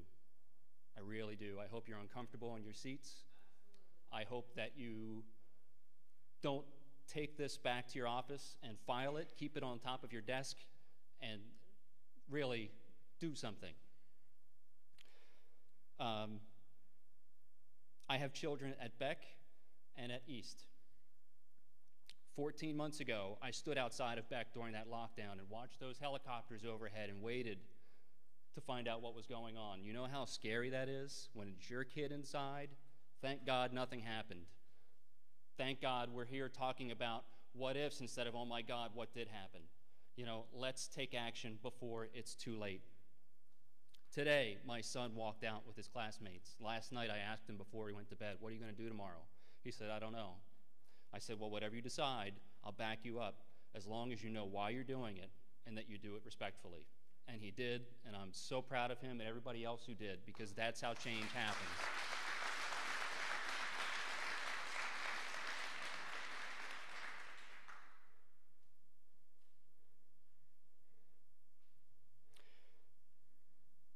When my parents went to school, they practiced air raid drills.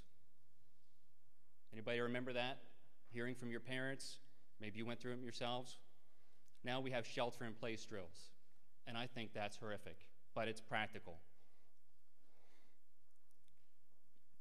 Please don't wait for someone else to take action. Don't wait for someone across town. I've heard great stories about Washington Township students who are working with students or with teachers to develop window coverings and devices to delay at least something if it happens. Let's take that type of action instead of hiding behind policies and procedures and bureaucracy, and there's a time to talk about this and a time to talk about that. I have to say, I appreciate you sitting here for now 3.5 hours and giving us 2.5 hours to talk about these safety issues, but communication doesn't cost any budget.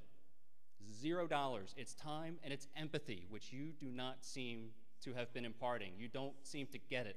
You don't seem connected. You're out of touch. This is 2018. This isn't 1960. Okay? Have a dialogue. That is what our nation has been founded on, discourse, and you're shutting it down.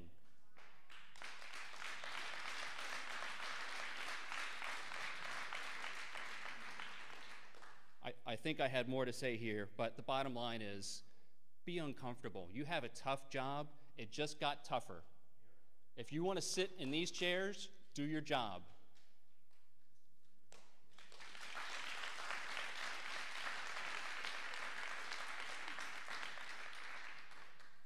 Hi, Ben Ovadia, 100 Roanoke Road. I just had two things to say.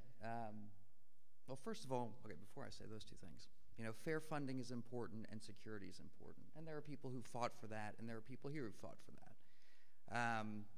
There are dollars problems. And I think, I mean, it's, you know, okay, people are upset, and there's nowhere to direct it at the moment but here. I don't want to talk about any of that. What I want to talk about is two things. There's no better place for the police department to be while we have helicopters in the air, reporters in whatever, and we're some kind of ridiculously regional target.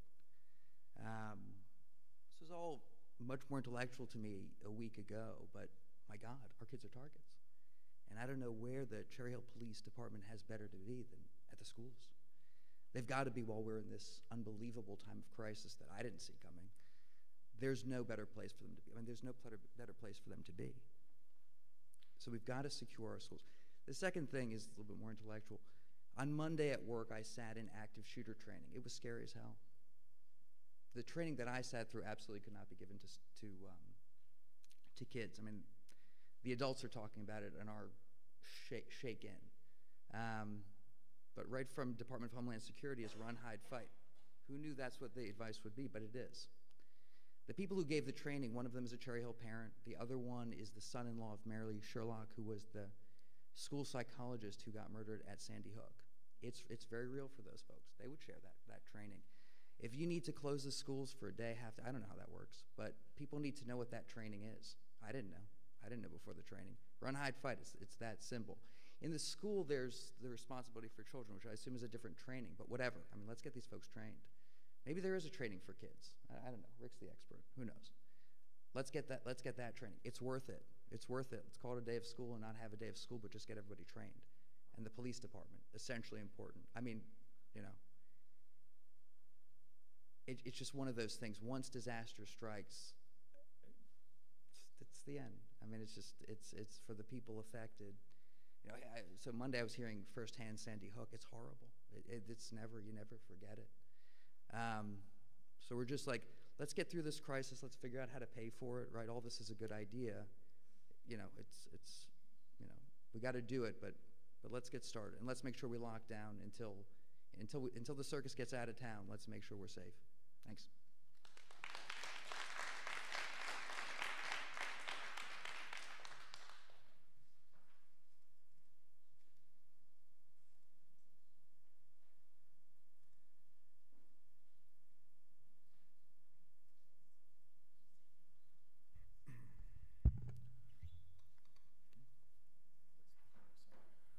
Well, thank you for the feedback. Thank you all for coming out. We do appreciate it. I mean, that's what we're here for. We're here to listen to your feedback. Maybe the way that the meeting is run is not comfortable for all of you, but that is the way the meetings are run. That's a state mandate.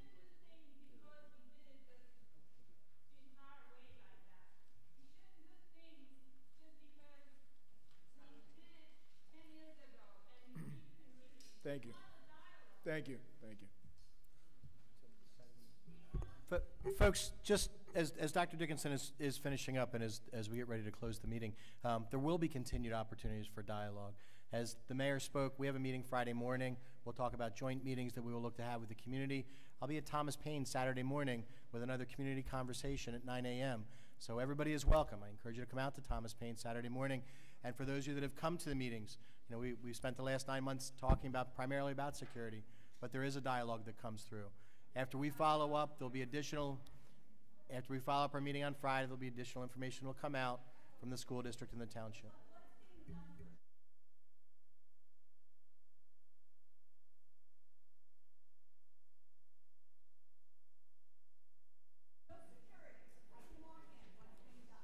Thank you.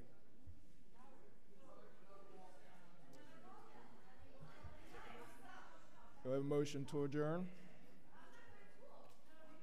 Mrs. Matlack, Mrs. Scarpolino, thank you.